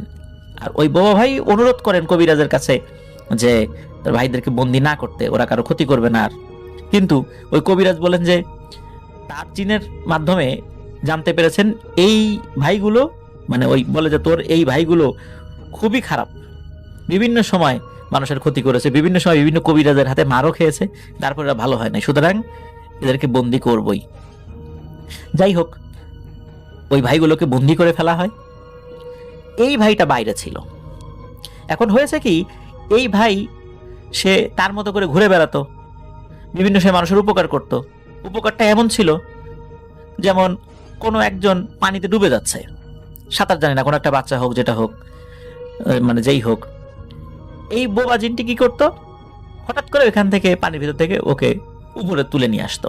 তো ওই লোকটা বুঝতে পারতো না, ওই বাচ্চাটা বুঝতে পারতো না আসলে ঘটনাটা কি, কেন এমনটা হলো, এরকম ডুবে যাওয়ার হাত থেকে আমি বাঁচলাম কিভাবে। আবার দেখা যেত কোনো মানুষ গাছে বসে আছে বা কোনো কাজে গাছে উঠেছে, হঠাৎ করে সে পড়ে যেতে যাচ্ছে, এমন সময় ওই বোবা জিনটা তাকে একটা অন্য ডালে বসিয়ে দিত। তো ওই লোকটা চিন্তা করতো, আরে আমার তো পড়ে যাওয়ার কথা, আমি এখানে আসলাম কিভাবে। তো এভাবে খুবই মানে গোপনীয়তার সাথে ওই বোবা জিনটা মানুষের উপকার করত। এখন ওই দিনে হয়েছে কি, ওই বোবা জিনটা সে তার মতো করে একটা গরুর রূপ নিয়ে ঘাস খাচ্ছিল। আর ওই সময়ে এই যে দাদা এবং তার 3 ভাই, এই 4 জন দিক দিয়ে যাচ্ছিল। তো মানুষের নজরে পড়ে যাওয়ার কারণে ওই জিনটা ওই সময় ওখান থেকে তার সুরত চেঞ্জ করে অদৃশ্য হয়ে যেতে পারেনি। এটা জিনদের একটা সীমাবদ্ধতা, অনেক ক্ষেত্রে এটা দেখা যায় যে তারা হঠাৎ করে মানুষের নজরে পড়লে তাদের সুরত চেঞ্জ করতে পারে না। তখন কি হয়েছে, ওই বোবা জিনটা মনে করেছিল যে গরু মনে করে ছেড়ে চলে যাবে, কিন্তু ওরা যখন 4 ভাই মিলে তাকে আক্রমণ করে, সে ওখান থেকে ছুটে চলে যায়। বারবার তাকে আক্রমণ করে, একটা সময় সে জঙ্গলের ভিতরে ঢুকে গেলেও তাকে ধরে ফেলতে সক্ষম হয় এবং ধরে ফেলার কিছু সময়ের মধ্যেই তাকে জবাই করে ফেলে। মূলত ওই বোবা জিনটা তার মতো করে গোঙানি শব্দ করেছিল যাতে তাকে ছেড়ে দেয়, কারণ ওই বোবা জিনের আর কোনো উপায় ছিল না, কারণ সে খুব নম্র ভদ্র এবং অনেকটা দুর্বল প্রকৃতির জিন ছিল আর কি। মানে সে যে খুব শক্তিশালী টাইপের বিষয়টা এরকম না, এই জন্য সে কোনো ধরনের কোনো প্রতিরোধ গড়ে তুলতে পারেনি। আর ওই সময় আশেপাশে অন্যান্য যে জিনগুলো ছিল, ওরা ওদের মতো করে শব্দ করছিল যাতে করে ভয়ে চলে আসে, কিন্তু ওই জিনগুলো কোনো একটা কারণে, হয়তোবা অদৃশ্য জগতের বিষয়, তারা ওই সময় ওই মুহূর্তে কোনো সহযোগিতা করতে পারেনি। আর খুব অল্প সময়ের মধ্যে ঘটনাটা ঘটে গিয়েছিল, ওরা ছুরি চালিয়ে এই বোবা জিনটাকে হত্যা করেছিল এবং হত্যা করার পর সে মাংস নিয়ে যায়, তারা নিজেরাও খায়, বাজারে বিক্রি করে। তো এই কারণে মূলত এই সমস্যাটা সৃষ্টি হয়েছে। আর এই ভাইয়েরা ওই সময় ছিল বন্দী। ওই সময়ে এই ভাইকে রক্ষা করার জন্য তারা কোনো ধরনের কোনো পদক্ষেপ নিতে পারেনি, কিন্তু বছরখানেক পরে এই ভাইরা কোনো না কোনো ভাবে মুক্তি পেয়ে যায় তাদের বন্দি দশা থেকে। এসে যখন তার ভাইকে খুঁজতে থাকে, তখন ওই জঙ্গলের কাছে গিয়ে অন্যান্য জিনদের কাছে জিজ্ঞেস করে যে আমার বোবা ভাইটা কই, তখন বা তোমার ভাইয়ের সাথে তো এই ধরনের ঘটনা ঘটেছে। আর আমরা ওই সময় কোনো ধরনের সহযোগিতা করার আগে এই ধরনের ঘটনা ঘটে গেছে, তো তোমার ভাই তোমরাই প্রতিশোধ নাও, এই জন্য আমরা অপেক্ষা করেছি। তো ওরা যখন এই কথা শোনে, তাদের এই সহজ সরল দুর্বল ভালো বোবা ভাইটাকে এভাবে এই 4 ভাই হত্যা করেছে, তখন এরা প্রচন্ড রকমের ক্ষিপ্ত হয় এবং এই 4 ভাইকে মেরে ফেলার সিদ্ধান্ত নেয়। এর প্রেক্ষাপটেই এই যে মেজো ভাই যে ওই সময় ওই দিন ভ্যান চালাচ্ছিল এবং তার মাথা থেকেই এই ধরনের কুটবুদ্ধি বের হয়েছিল, একে আগে হত্যা করেছে। প্রথম সময় হত্যা করতে গিয়েও ব্যর্থ হয়েছিল, বড় ভাই চলে এসেছিল, কিন্তু পরবর্তীতে এই সুযোগটা তারা কাজে লাগিয়েছিল, হত্যা করেছিল। এরপর অন্যান্য ভাইদের পালা। তখন এই যে সব কথা যখন শোনে, তখন এই 3 ভাই খুব মানে অনুতপ্ত হয় যে আসলে এই কাজটা খুব খারাপ হয়েছে। জিন না হোক, অন্যের গরু হলেও তো রাতের বেলা এভাবে জবাই করে নিয়ে আসাটা উচিত হয়নি। আর তারপরেও একটা জিনকে হত্যা করেছে। আর এর ভাইরা অত্যন্ত খারাপ প্রকৃতির, আর খারাপ হোক ভালো হোক, এই ধরনের একটা ঘটনা ঘটলে যে কেউ তো প্রতিশোধ নেবে। এখন এর থেকে বাঁচার উপায় কি? তখন তারা কবিরাজকে বলেন যে আপনি এর একটা সমাধান করে দেন। তখন কবিরাজ ওই জিনদের সাথে একটা আপোষ দফা করার চেষ্টা করেন আর কি, আপোষ করার চেষ্টা করেন। তো ওই জিনগুলো সাফ সাফ জানিয়ে দেয় যে তারা তাদের এই সহজ সরল বোকা ভাইটার হত্যার বদলা তারা নেবেই। একজনকে হত্যা করেছে ওরা, বাকি 3 জনকেও করবে। এছাড়া অন্য কোনোভাবে সমস্ত পৃথিবীর ধন সম্পদ যদি ওদেরকে দিয়ে দেওয়া হয়, তাহলেও তারা এই রক্তের সাথে বেইমানি করবে না, রক্তের বদলা তারা রক্ত দিয়েই নেবে। তখন ওই কবিরাজ ওই 4 ভাইকে বলেন যে ওদের সাথে আপোষ করা সম্ভব হয় নাই, একটাই সমাধান আছে, সেটা হলো এই যে ভাইগুলো আছে বাইরে এদেরকে হত্যা করা নতুবা বন্দি করে রাখা। কিন্তু হত্যা করলে আরো বড় ধরনের ক্ষতি হতে পারে, কারণ ওদের সম্প্রদায়ের অন্যান্য জিনেরা এসে তোমাদের পরিবারের উপর আক্রমণ করবে। এখন কি করা যায়? ওদেরকে বন্দি করে রাখি। এরপরে ওই কবিরাজ তার মতো করে তদবির করে ওই জিনগুলোকে বন্দি করে রাখেন। এই বন্দি করার পরেও বহু বছর কেটে গেছে, এখন পর্যন্ত ওই দাদা বা তার অন্য ভাইদের সাথে অন্য কোনো ধরনের কোনো সমস্যা হয়নি। হতে পারে এখনো ওই জিনগুলো বন্দি আছে, কিন্তু যদি কখনো বন্দিত্ব এই দশা থেকে মুক্তি তারা লাভ করে, তখন কিন্তু ওরা আবার প্রতিশোধ নেয়ার জন্য ফেরত আসবে। তবে এখন পর্যন্ত কোনো ধরনের ঘটনা ঘটেনি বলে এই ইমরান হোসেন ভাই আমাদেরকে জানিয়েছেন। তো এই ঘটনাটি ওনাদের পরিবারের অল্প কিছু মানুষ জানতেন। এটা যে খুব ব্যাপকভাবে চাউর হয়ে যাওয়া কোনো ঘটনা, অনেক মানুষ জানেন, বিষয়টা এরকম না। তবে ইমরান হোসেন ভাই এতটুকু বলেছেন যে ওনাদের যে গ্রাম মরিচপাশা, এর পার্শ্ববর্তী একটি গ্রামের ঘটনা, শুধু এতটুকু হিন্টসটা আমাদেরকে লিসেনারদের উদ্দেশ্যে জানাতে বলেছেন। তো এটি ছিল ঘটনা।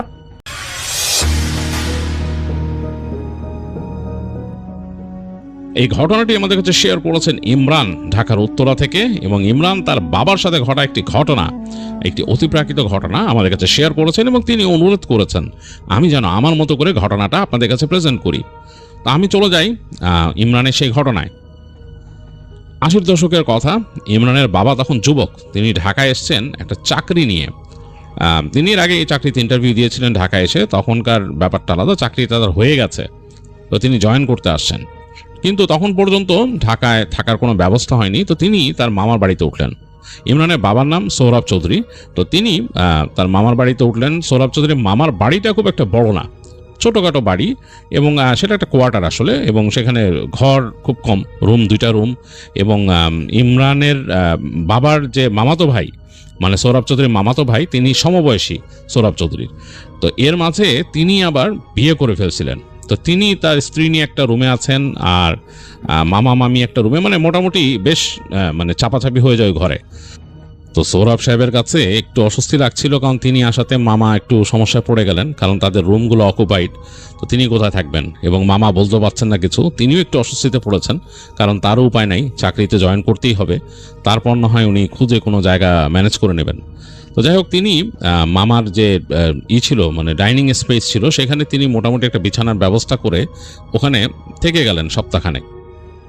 একটু অস্বস্তিতে পড়লেন, কারণ তিনি তো সকালে চলে যান কাজে, নতুন যেখানে জয়েন করেছেন।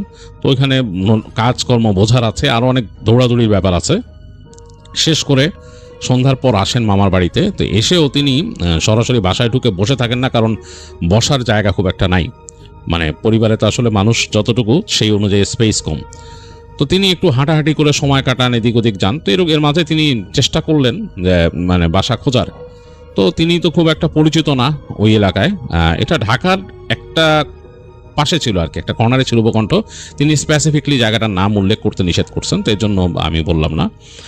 ইমরানের মানে ওখানে মানা আছে, তো সুতরাং আমি সেটা উল্লেখ করলাম না। তো ঢাকার একটা জায়গায় ছিল, একটা প্রান্তে ছিল। তো যাই হোক, তিনি তো আসলে সৌরভ সাহেব সবার সাথে এতটা পরিচিত না, বাসা কোথায় খুঁজবেন, কি করবেন। তো তিনি মামাকে বললেন যে মামা, এখান তো চাপাচাপি হয়ে যাচ্ছে আপনার বাসায়। মামা বলতেছে, আরে না বাবা, অসুবিধা নাই, তুমি থাকো এখানে, কোনো অসুবিধা নাই, দেখি আমরা কিছু একটা করব। তো সৌরভ সাহেব ওনার মামাকে বললেন যে না মামা, একটা ঘর যদি আমাকে ভাড়া করে দিতে পারেন তাহলে সুবিধা হয়, আমি তো আসলে খুব একটা চিনি না এখানে, আপনার তো পরিচিত মানুষজন আছে, যদি ভাড়া করে দিতে পারেন তাহলে আমি ওখানে উঠে যেতাম, খুবই ভালো হতো আমার জন্য। তো তখন তার মামা বলছে, দেখো ঘর ভাড়া তো অনেক বেশি সব জায়গায়, অনেক, তুমি কি পারবা এই চাকরি দিয়ে ওইটা এফোর্ড করতে? তো তখন সৌরভ সাহেব বললেন যে মামা, দেখি কম দামের মধ্যে যদি পান, এই জন্যই তো আপনারা বললাম। তো তার মামা বললেন যে আচ্ছা দেখি, তুমি থাকো এখানে 2-1 দিন থাকো, আমি ম্যানেজ করে তারপর দেখি কি করা যায়। তাই বলে সৌরভ সাহেবের মামা তিনি একটা দায়িত্ব নিলেন আর কি। এবং আসলে তিনিও তো ভদ্রলোক, তিনিও এই ভাগ্নাকে বলতে পারতেছেন না যে এখানে যে সমস্যা হচ্ছে, তিনিও ফিল করতেছেন বাসার মধ্যে একটা চাপা কেমন উত্তেজনা, কিন্তু বুঝতে দিচ্ছে না ভাগ্নাকে। এদিকে সৌরভ সাহেবের যে মামাতো ভাই, তার নাম রানা। তো তিনিও বুঝতে দিচ্ছেন না তার মামাতো ভাইকে, এমনি গল্প গুজব করেন, এটা সেটা বলে এই চল বাইরে চল, হাঁটি, বারান্দায় যাই, এদিক যাই, মানে চালাকি করে বাসা থেকে নিয়ে একটু হাঁটা চলা করে যাতে বাসার প্রেশারটা একটু কম থাকে। তো এরকম করে আরও 2-1 দিন কেটে গেল। একদিন সোহরাব সাহেব অফিস থেকে ব্যাক করছেন, তখন রাত 8টার মতো বাজে। তো এসে সিঁড়িতে উঠেই দেখতেছেন যে সামনের যে বারান্দা ওইখানে তার মামা বসে আছে ক্যান্সেটে। তো ওনাকে দেখেই তার মামা বললো যে বাবা আসছো, তোমার জন্য ওয়েট করতেছিলাম। তো সোহরাব সাহেব বললেন জি মামা বলেন। বলে যে তোমার জন্য তো বাসা পাইছি। তো সোহরাব সাহেব বলেন ভালো, তো খুব ভালো নিউজ মামা, কোথায়? বলে একটু দূরে এখান থেকে আর কি, তোমার যেতে হবে আরও অনেক ভিতরে। তো বলে আচ্ছা তাই নাকি? বলে যে হ্যাঁ, এই যে এই রাস্তা দেখছো না আমাদের, এই রাস্তাতে আরও সামনে যেতে হবে। ওই জায়গাটা একটু ওরকম ডেভেলপ হয় নাই, কারণ এখন ওই জায়গায় সবাই বাড়িঘর কিনে নেয়, জায়গা জমি এখনও ফাঁকা। তো আমার ফ্রেন্ডের বড় ভাই তিনি ওখানে প্লট কিনছেন, বিদেশে থাকেন, বাউন্ডারি ওয়াল করছে, ভিতরে একটা ঘর করছে টিন শেডের, এবং ওই রান্নাঘর সব করছে। তো চাইছিল যে গ্রামের কোনো মানুষকে থাকতে দিবে এখানে আসলে। তো পরে আমার ফ্রেন্ড বলতেছে ভাড়া দিয়ে দিতে, রিকোয়েস্ট করছে। তো বলার পরে রাজি হয়ে গেছে তার ভাই। আমি তোমার কথা বলছিলাম তো। সৌরভ সব বললেন যে আচ্ছা ঠিক আছে, ভালো যদি ভাড়া দেয়। বলে আরে তোমার ভাড়া নিয়ে চিন্তা করতে হবে না, খুবই একদম কম ভাড়া, তুমি যদি ভাড়া 2-1 মাস নাও দেও কিছু বলবে না। তো সৌরভ সাহেব বললো না না, আমি ভাড়া দিব মাসে মাসে, অসুবিধা নেই। বলে আচ্ছা অসুবিধা নেই, বাসা পাইছি, এটা ভালো কথা। এখন তো রাত হয়ে গেছে, আজকে আর দেখাইতে পারলাম না তোমারে, আমি এই যে ছুটির দিনে নিয়ে যাবো না। তো সৌরভ সাহেব বললেন যে আচ্ছা ঠিক আছে। তো এরকম মানে 2-1 দিন পরে ছুটির দিন হলো। তো সৌরভ সাহেব বললেন যে চলেন মামা যাই। হ্যাঁ, তারা দুইজনে দুপুরের পরে ওদিকে যাওয়া শুরু করলো। তো ওইখান থেকে রিক্সা নিয়ে যাচ্ছে, যেতে যেতে একটা জায়গায় দেখলো যে সৌরভ সাহেব যে রাস্তার পাশে একদম কিন্তু নিরিবিলি হয়ে গেছে, মানে বেশ নিচু জায়গায়, এরকম ক্ষেতের মতো, মানে ওইটা মানে দেখে মনে হচ্ছে পুরো গ্রাম, এরকম একটা অবস্থা চারিপাশে। তো রিক্সা যেতে যেতে এবং আশেপাশে ব্যাক করার রাস্তায় কোনো রিক্সা তারা দেখলো না, যে কোনো রিক্সা ব্যাক করতেছে এরকম।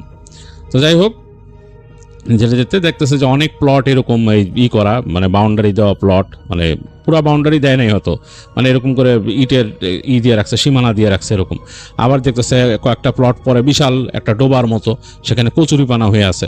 তো এরকম দেখতে দেখতে একটা জায়গায় একটা দেখলো এরকম বাউন্ডারি, মোটামুটি উঁচা করা ওয়াল, কোমর পর্যন্ত বাউন্ডারি ওয়াল দেয়া, ওখানে গাছ টাছ লাগানো, এবং ওই বাসার বাউন্ডারি ভিতরে বাঁশ ঝাড় হয়ে আছে, বাঁশের বের হয়ে আছে।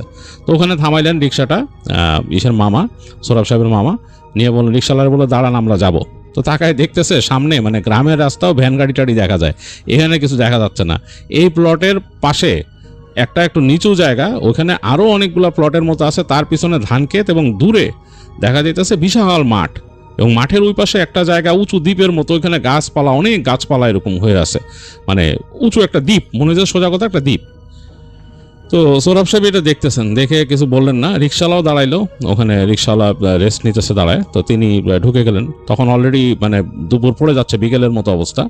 তো ওই বাসার সামনে যে গেট দেয়া, ওই গেটটাকে টেনে খুললেন তার মামা, টিনের দরজা আর কি, টিন সাথে কাঠ দিয়ে ফ্রেম করে দরজা করা, ওটা টেনে খুললেন, খুলে ভিতরে ঢুকলেন বাসার ভিতরে। ওনার কাছে একটা চাবি আছে, চাবি দিয়ে দিছে তাকে তার বন্ধু, কারণ এখানে কেউ থাকে না এখন।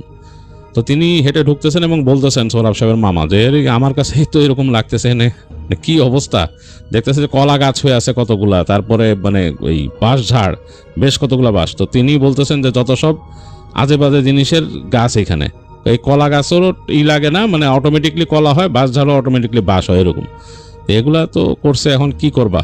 তো সৌরভ সাহেব বলতেছে আমার বেশ ভালোই লাগতেছে মামা, বেশ ভালো, মানে একদম সবুজে ছেয়ে আছে, এবং মানে এই বাঁশঝাড় আর কলা গাছের জন্য জায়গাটা মানে কেমন যেন একটা ছায়া পরিবেশ হয়ে গেছে। এমনি তো বিকাল পড়ে আসছে, পশ্চিম দিকে তো সূর্য হেলে গেছে, ওইদিকে দেখা যাচ্ছে কি বাসার পিছনে যে ফাঁকা জায়গাটা, ওই জায়গায় আবার ক্ষেতের মতো আছে বিশাল, এই পাশে কেউ চাষবাসও করছে, তারপরে যে ওই যে ফাঁকা জায়গা, তারপর ওই যে উঁচা দ্বীপের মতো, তার সামনে বিশাল একটা মাঠ, এবং ওইদিকে কিন্তু সূর্য হেলে গেছে।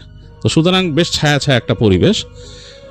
তো হাঁটতে হাঁটতে ওই অনেক দূর, ওই মূল বাউন্ডারি গেটের থেকে বেশ অনেক দূর, মানে জায়গাটা প্রায় 10 কাঠার মতো বড় হবে এরকম। তো যাই হোক, হেঁটে একদম ভিতরের দিকে যখন আসছে দেখলো পিছনে ঘর করা, একদম টিন ঝকঝক করতেছে, নতুন টিনের ঘর। তার পাশে এই পাশে রান্নাঘর যেটা করছে সেটা আবার বেড়া দিয়ে করা, উপরে ওই ছনের মতো দেওয়া উপরে, মানে খুব ভালো মতো আর কি ইটা করে নেই রান্নাঘরের ছাদটা। আর খোলা একটা জায়গা, ওইটা টিন দিয়ে ঘেরা, ওইখানে আবার টিউবওয়েল আছে পানির জন্য। যাই হোক, এগুলো দেখলো, দেখার পর বলতেছে যে আসো আমরা গেটটা খুলি, দরজা। তো মামা চাবি নিয়ে আসছিল, চাবিটা খুলে ঢুকলো ঘরের ভিতরে, দেখতেছে একটা টিনের ঘর, সোজা সাপটা একটা টিনের ঘর, এবং বেশ নতুন একটা ঘ্রাণ আছে, ওই টিন কাঠ দিয়ে বানাইছে যে নতুন একটা ঘ্রাণ এখানে, এবং ওই পাকাটা ফ্লোরটাকে পাকা করে দিছে আর কি, ফ্লোর হচ্ছে সিমেন্টের ফ্লোর, আর কিছু নাই, কোনো ফার্নিচার নাই, কিছু নাই। তো হেঁটে ঢুকলো সোহরাব সাহেব, হেঁটে যায় জানলাগুলা দেখলো যে ঘরের পিছন দিকে একটা জানলা আছে, ওই মাঠের দিকে মুখ করা, ওটা খুলে দিল, খুলে দেখলো হু হু করে বাতাস ঢুকতেছে এবং সূর্য নেমে যাচ্ছে, খুব সুন্দর লাগতেছে দেখে। আর সামনের দিকে জানালা আছে ঘরের সামনের দিকে, মানে ক্রস ভেন্টিলেশন। তো যাই হোক, এটা দেখে তিনি বললেন মামা খুব ভালো, কোনো অসুবিধা নাই, এখানে আসবো। তার মামা বলতেছে আরে ভাড়া অনেক কম, তুমি ভাড়া 2-1 মাস না দিতে পারলো কোনো সমস্যা নেই, উনি এগুলো কেয়ার করে না, এখানে কাউরে থাকতে দিতে চায় উনি। যাই বলে তাই বলে ওনার মামা বেরোলো, বেরোয় এসে বললো তো তুমি কি উঠবা এখানে? তো বলতেছে হ্যাঁ সোহরাব সাহেব অবশ্যই উঠবো, কোনো সমস্যা নেই। তো যাই হোক, বলতে ঠিক আছে তাহলে তুমি এক কাজ করো, এই কয়দিন তো এর মধ্যে তোমার অফিস আছে, তুমি কেমনে কি করবো? বলে আমি দরকারে ছুটি নিবো একদিন। সোহরাব সাহেব বললেন আমি দিন ছুটি নিবো, ছুটি নিয়ে দেখি ব্যবস্থা করি। তো যাই হোক, ওখান থেকে তারা চলে আসে। সোহরাব সাহেব বেশ খুশি। খুশি এর কারণ হচ্ছে যে তিনি যে মামার বাসায় ছিলেন, তিনি বুঝতে পারছেন যে মামাদের একটু সমস্যা হয়ে যায়, পরিবারের মানুষজন চলাফেরা করতে, মহিলা আছে বাসায়, আর তার যে মানে কাজিন, তিনি তার অ্যাফেয়ার ম্যারেজ ছিল, এই কারণে অ্যাডজাস্টমেন্টটা বাসায় খুব একটা ভালো নাই। তো তিনি বুঝতেছিলেন এগুলোর মধ্যেই তিনি পড়ে একটু অস্বস্তিতে পড়তেছিলেন। তো যাই হোক, তিনি গেলেন এবং তিনি সামনে ছুটি নিয়ে সুন্দর করে ছুটির দিনে বেরোলেন। বের হয়ে একদম সকালেই চলে গেলেন ওইখানকার ওই কাছাকাছি, যেখানে তার মামার বাড়ির ওখান থেকে যেই জায়গাতে ঢুকে আর কি, সেটা কাছাকাছি ওইখানে ফার্নিচারের দোকান আছে। তো ওখান থেকে তিনি চৌকি কিনলেন, টেবিল কিনলেন। তখনকার সময় চৌকি অনেকেই কিন্তু, ঢাকায় যারা ব্যাচেলর ছিল তারা চৌকি কিনে ফেলতো ফার্স্টে, মানে এত ঝামেলা নাই, রেডিমেড চৌকি। তো চৌকি, টেবিল, আলনা এগুলো কিনে তিনি ওখান থেকে ভ্যান গাড়ি ঠিক করে ওই বাসায় চলে আসলেন। এসে ওই চাবি নিয়ে নিছেন, এনে সোজা এনে ওই বাসায় তুললেন। এবং ওই ভ্যানালা বেশ সুন্দর লাগলো তার কাছে, কারণ তিনি আসছেন দিনের প্রথম দিকে, প্রথমাংশে, দুপুরের অংশে। বেশ সুন্দর বাতাস, ওই যে মূল দরজায় যে ঢোকার পর যে বাঁশঝাড়, এটা মানে নড়তেছে বাতাসে, খুব সুন্দর, কলা পাতাগুলো নড়তেছে, খুব সুন্দর লাগছে তার কাছে। এসে তিনি উঠলেন, উঠে জিনিসপত্র ঢুকাইলেন। ঢুকায় চিন্তা করলেন যে এখানে রান্নাঘরে তো নাই, মানে গ্যাস নাই, যদি রান্না করে খেতে হয় আমার এখানে লাকড়ি এগুলোর ব্যবস্থা করতে হবে। তো তিনি ভ্যানওয়ালাকেই জিজ্ঞেস করতেছেন ভাই এগুলা কই পাওয়া যাবে? বলে আপনি এদিক দিয়ে গেলে, এটা তো এখনো মানে ওরকম হয় নাই, অনেক মানুষ আছে এখানে, এখানে লাকড়ি টাকড়ি ডাল ডুল এগুলো বেচে, কাঠের চেলা টেলা বেচে, আপনি নিয়ে নিতে পারবেন, কালেক্ট করে নিতে পারবেন। তো সে বললো যে ভ্যানওয়ালা যে আমার একটু নিয়ে যান। তো উনি যে ওই ভ্যানওয়ালা নিয়ে আরও যত নিত্য প্রয়োজনীয় জিনিস ওনার ওই যে রান্নার জন্য লাগে এগুলাও কিনলেন, কিনে এনে রাখলেন, রেখে মোটামুটি বাসাটা প্রিপেয়ার করে তিনি চলে গেলেন মামার এখানে। তো গিয়ে তিনি মামাকে বলতেছেন যে মামা সব কিছু রেডি করে ফেলছি, আমি আজকে রাত্রেই চলে যাবো ওই বাসায়। মা বলে কি বলো তুমি, এখন বিকাল হয়ে গেছে, তুমি বাসায় চলে যাবে? তাও ওইখানে কি মানে লাইট টাইট আছে নাকি, কিভাবে কি করবা এরকম অন্ধকারে? বলে না মামা, আমি দেখছি ইলেকট্রিকের লাইন আছে, আমি বাল্ব টাল্ব কিনে লাগাই দিয়ে আসছি বাসায়, শুধু ফ্যান নাই, ফ্যানের ব্যবস্থা হয়ে যাবে, প্রতি 1-2 দিন আমি একটু কষ্ট করি, কয়েকদিন, তারপর একটা ফ্যান লাগাই নিব, অসুবিধা নেই। তো বলে মামার সাথে কথাবার্তা বলে মামা আজকে রাতটাই যাই। তো তার মামা খুব মন খারাপ হয়ে গেল আসলে, যে ভাইগনা হঠাৎ করে চলে যাবে। বলে বাবা তুমি কি কষ্ট টষ্ট পাইছো? তো সোহরাব সাহেব বলে আরে না, কিসের কষ্ট, মানে বাসাটা পাইছি তো নতুন, মজা লাগতেছে, ভালো লাগতেছে একদম, এরকম একটা বাসা। বলে এখন তুমি সন্ধ্যার পরে যাবা? বলে হ্যাঁ যাই, কোনো অসুবিধা নাই। বলে তিনি, তার মামি বলল যে আমি তোমাকে খাবার দাবার দিয়ে দিই রান্না করে, তুমি খাবার নিয়ে তারপরে যাও। বলো ঠিক আছে। তো মামির বাসায় থাকলো সন্ধ্যার পথে। তো দেখা গেলো যে তার কাজিন রাতের বেলা তাকে ওই খাবার দাবার সহ তার একটা 50cc মোটরসাইকেল ছিল, ওইটাতে করে নিয়ে আসলো ওই বাসা পর্যন্ত। তো ওই রাস্তা দিয়ে আসার সময় দেখতেছে আর কি সোহরাব সাহেব, যে রাস্তা দিয়ে আসার সময় দেখতেছে যে রাতে যে তারা আসতেছে আশেপাশে তেমন কিছুই নাই, ওই যে কয়টা ঘর চোখে পড়তেছে প্লটের মধ্যে যাদের ঘর আছে সেগুলোতে টিম টিম করে লাইট জ্বলতেছে, আবার 2-1টা ঘরের মধ্যে দেখলো যেখানে বিদ্যুৎও নাই, মানে মনে হইতেছে হারিকেন বা কুপির আলো জ্বলতেছে, আর পুরো ফাঁকা, গ্রামের মতো। তো সোহরাব সাহেবের একদিক দিয়ে ভালো লাগছে, সেটা গ্রাম ফ্লেভার পেয়ে গেছে, তার কাছে এটা খুব মজা লাগতেছে। কিন্তু মাথায় টেনশন ঢুকলো যে আমি দিনের বেলা এখান থেকে চলাফেরা করবো কেমনে, মানে সকাল সকাল যদি কোনো রিক্সা ভ্যান কিছু না চলে তাহলে আমার এখান থেকে হেঁটে দূর পর্যন্ত যাওয়া লাগবে। তো সে তার মামাতো ভাইকে বললো যে কি করা যায়? মামাতো ভাই বললো যে আরে তুই পরে একটা সাইকেল কিনে নিস, তাইলে হলো, সাইকেল কিনে নিলে এনতে সুন্দর চলাফেরা করতে পারবি। তো তার মনে ধরলো কথাটা। তো তিনি আসলেন ওই বাসায়, এসে মামাতো ভাইরে বললেন আয় ভিতরে আয়। বলে না আমি আসবো না, কাল পরশু আসবো না, এসে তোর সাথে আড্ডা দিয়ে যাবো না। এসে বলে যা তেলে আজকে তো আমার তাড়া আছে বলে তার মামাতো ভাই তাকে নামাই দিয়ে চলে গেল। তো সোহরাব সাহেব আসছেন রাতের বেলা, এসে মূল গেট দিয়ে ঘরের ভিতরে ঢুকছেন। অন্যরকম একটা অবস্থা, কেমন জানি অন্ধকার, এখানে কিন্তু আলো নাই কোনো, তিনি যে বাতি লাগাইছেন এটা হচ্ছে তাদের রুমের ভিতরে একটা হোল্ডার ছিল, ওখানে বাতি লাগাই আসছেন। কিন্তু এই যে ঢুকছেন পুরো জায়গাটা একেবারে ঝিঝি পোকার ডাক আসতেছে, মানে খুব কড়াভাবে ঝি ঝি ঝি ঝি ঝি শব্দ আসতেছে। তিনি অবাক হয়ে দেখলেন যে এই যে বাঁশঝাড়টা আছে, এই প্রপার্টির মধ্যে যে বাঁশঝাড় বেশ বড় না বাট আছে, বেশ লম্বা মতো গেছে, সেগুলোর মধ্যে যে জোনাকি দৌড়াইতেছে, মানে জোনাকি একদম ঝিকমিক ঝিকমিক খেলতেছে। তো খুব ভালো লাগলো একদিক দিয়ে, এই অন্ধকারের মধ্যে একদম মানে প্রাকৃতিক পরিবেশ তার কাছে খুব অন্যরকম লাগলো। তো সোহরাব সাহেব হেঁটে হেঁটে ঘরে গেলেন, একটু গা ছমছমও করতেছে, মানে কেউ নাই তো আশেপাশে। তিনি তাকায় বাউন্ডারি ওয়ালের মানে তার কাত পর্যন্ত আসছে, এখন তিনি যেখানে দাঁড়ায় আছেন ওখান থেকে তাকাইলে তিনি দেখতে পারেন দূরে ওই মাঠটার তো পুরা ফাঁকা, পুরা ফাঁকা। আর দূরে ওখানে ঘর আছে কয়েকটা, সেই ঘরগুলোর মধ্যে টিম টিম করে বাতি জ্বলতেছে, মানে আলোটা তার চোখে যখন আসতেছে তখন পিট পিট পিট পিট করতেছে, মানে এতটাই দূর ওই ঘরগুলা। তো যাই হোক, দরজা খুলে ঢুকলেন, ঘরে ঢুকে তিনি ওই যে সুইচ ছিল ওরকম নব সুইচ, টপ করে বাতিটা জ্বালাইলেন। তো দেখলো যে টিস করে জ্বলে উঠছে ওই তার ফিলামেন্টের বাতি, মোটামুটি একটা আলো। তার চৌকিটা রাখা, টেবিলটা রাখা, তিনি ওই যে কিনছেন তোষক টোষক এগুলা, তো সুন্দর করে তিনি এগুলা ওই দরজা লাগায় আগে এগুলো সব বিছাইলেন। বিছায় চিন্তা করলেন যে রাত্রে ঘুমানো যাবে, জানলাটা খুলে দিলেন পিছনের। বাতাস আসতেছে, কিন্তু বাতাস আসে আবার চলে যায়, আবার একটু গরমও লাগে, কারণ গরমের সিজন তো। তো তিনি অনেকক্ষণ ধরে ওখানে বসে রইলেন, সবকিছু বিছায় টিছায় বসে। চিন্তা করলেন যে ঘুম আসতেছে না, মানে কেমন যেন লাগছে। উনি ছুটি কিন্তু নিছেন পরের দিন সহ, দ্বিতীয় দিনও ছুটি নিছেন, আজকেতে এখানে জিনিসপত্র রাখলেন। অনেকক্ষণ বসে থেকে তার মাথায় কিউরিয়াসিটি হইলো যে ওই যে মাঠটা, ওদিকে কি হেঁটে যাওয়া যায়। তো এই চিন্তা করে তিনি বেরোলেন, ঘর থেকে বের হয়ে হেঁটে ওই ঈদে নামলেন। নেমে দেখতেছেন যে আকাশে চাঁদের আলো আছে, মোটামুটি আলোতে দেখা যায়। তো তাদের ঘরের পেছনের অংশে গেলেন, যে দেখলেন যে তাদের যে বাউন্ডারি ওয়ালটা বেশি উঁচা না, পিছনেরটা একটু নিচু আরো। তিনি কি মনে করে চিন্তা করলেন যে ওই পাশে ঘুরে যাব কি, আমি বাউন্ডারি ওয়ালটা টপকাই। সুন্দর করে বাউন্ডারি ওয়ালটা টপকা ওই পাশে নামলেন, মানে একদম মানে ওনার নিজস্ব একটা উদ্ভট চিন্তা ভাবনা আর কি। তো নেমে তিনি হাঁটা ধরলেন, ওই একটু নিচে হয়ে গেছে জায়গাটা, ওটাতে হেঁটে যাচ্ছেন সামনে। তো তারপর দেখলেন যে একটা আইলের মতো ওই জায়গায়, দুই পাশে যে ক্ষেতের মতো আছে ওই জায়গাটা আইলের উপর দিয়ে হেঁটে হেঁটে একসময় তিনি মাঠে পৌঁছায় গেলেন।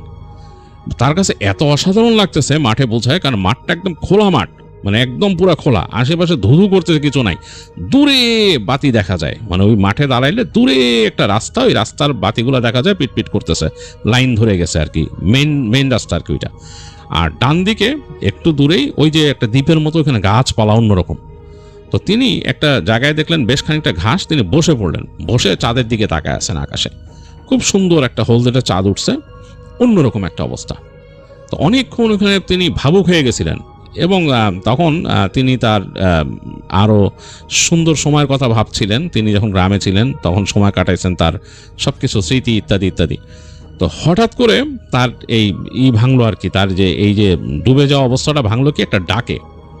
তার কাছে মনে হলো যেটা ঘোড়ার ডাক, মানে ঘোড়া যেভাবে ডাকে চিহি করে এরকম করে ঘোড়ার একটা ডাক, হালকা, বেশ জোরে না। তিনি অবাক হলেন, তাকালেন কিন্তু কোথা থেকে আসছে। তারপর তিনি বুঝলেন যে ওই যে গাছপালা জায়গা, ওই যে দ্বীপ, ওইখান থেকে কোনো একটা ঘোড়ার ডাক আসছে, মানে এতটা নির্জন দেখে ওখান থেকে শোনা যাচ্ছে। তো তিনি ভাবলেন যে এইখানে কি কেউ ঘোড়া টোড়া পালে, ওই যে মালপত্র টানে অনেক সময় আছে টাট্টু ঘোড়া টোড়া, এই কারণে হয়তো ওখানে থাকে। মনে হয় ওই জায়গায় ঘরবাড়ি আছে কোনো, এই গাছপালার জন্য দেখা যাচ্ছে না।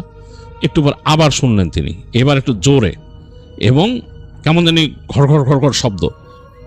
তারপর তিনি খুর, এই যে ঘোড়া যে খুর মাটিতে ফেলে এটার একটা শব্দ পেলেন।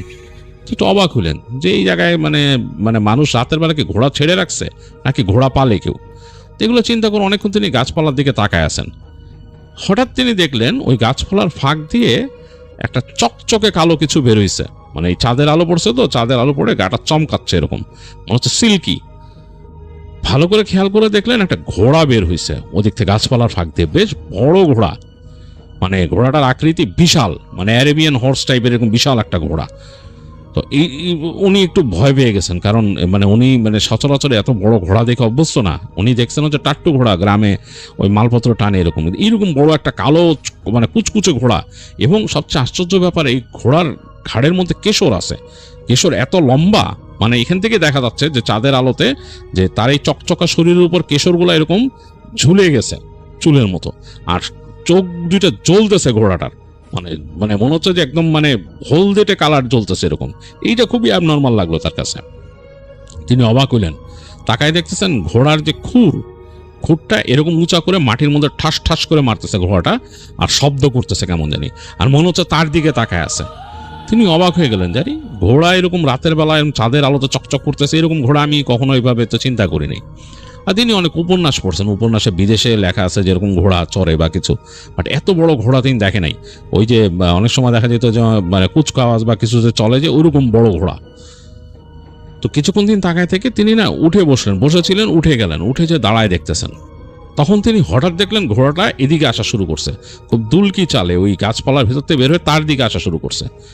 এইটা দেখে তিনি বেশ ভয় পেয়ে গেলেন, তার হঠাৎ করে সারা শরীরের রোম দাঁড়ায় গেল কেমন জানি। তিনি দ্রুত ঘুরে ওই তার বাসার দিকে হাঁটা ধরলেন ওই আইলের উপর দিয়ে, এবং তিনি দেখছেন ঘোড়াটা একেবারে তার দিকে আসতেছে, তিনি যে হেঁটে যাচ্ছেন ওদিকে আসতেছে। এই পর্যায়ে তিনি ভয় পেয়ে দৌড় দিলেন ওখান থেকে। তো সোরাব সাহেব দৌড়াচ্ছেন, ওই আইলের উপর দিয়ে দৌড়াচ্ছেন, আর তিনি হঠাৎ করে পিছন ফিরে তাকাচ্ছেন। পিছন ফিরে তাকায় দেখেন যে ঘোড়াটা দৌড়াচ্ছে না, বেশ দুলকি চালে একটু দ্রুত আসতেছে। তিনি দৌড়াইতে দৌড়াইতে তার যে বাউন্ডারি ওয়াল ওটার কাছে চলে আসছেন, লাফ দিয়ে বাউন্ডারি ওয়াল 2 হাত দিয়ে ধরে পা উঠায় তিনি ওই পাশে পড়লেন, ধাপ করে পড়লেন। পড়ে বাউন্ডারি পাশ থেকে দেখতেছেন ঘোড়াটা দৌড়ায় তার বাসার দিকে আসতেছে, মানে মোটামুটি একটু ছোটার মতো অবস্থা। তো তিনি ভয়ে দৌড়াইতে দৌড়াইতে তার ঘরে ঢুকে গেলেন। ঘরে ঢুকে তিনি দরজা লাগাই দিলেন, মানে একদম ছিটকিনি তুলে দিলেন।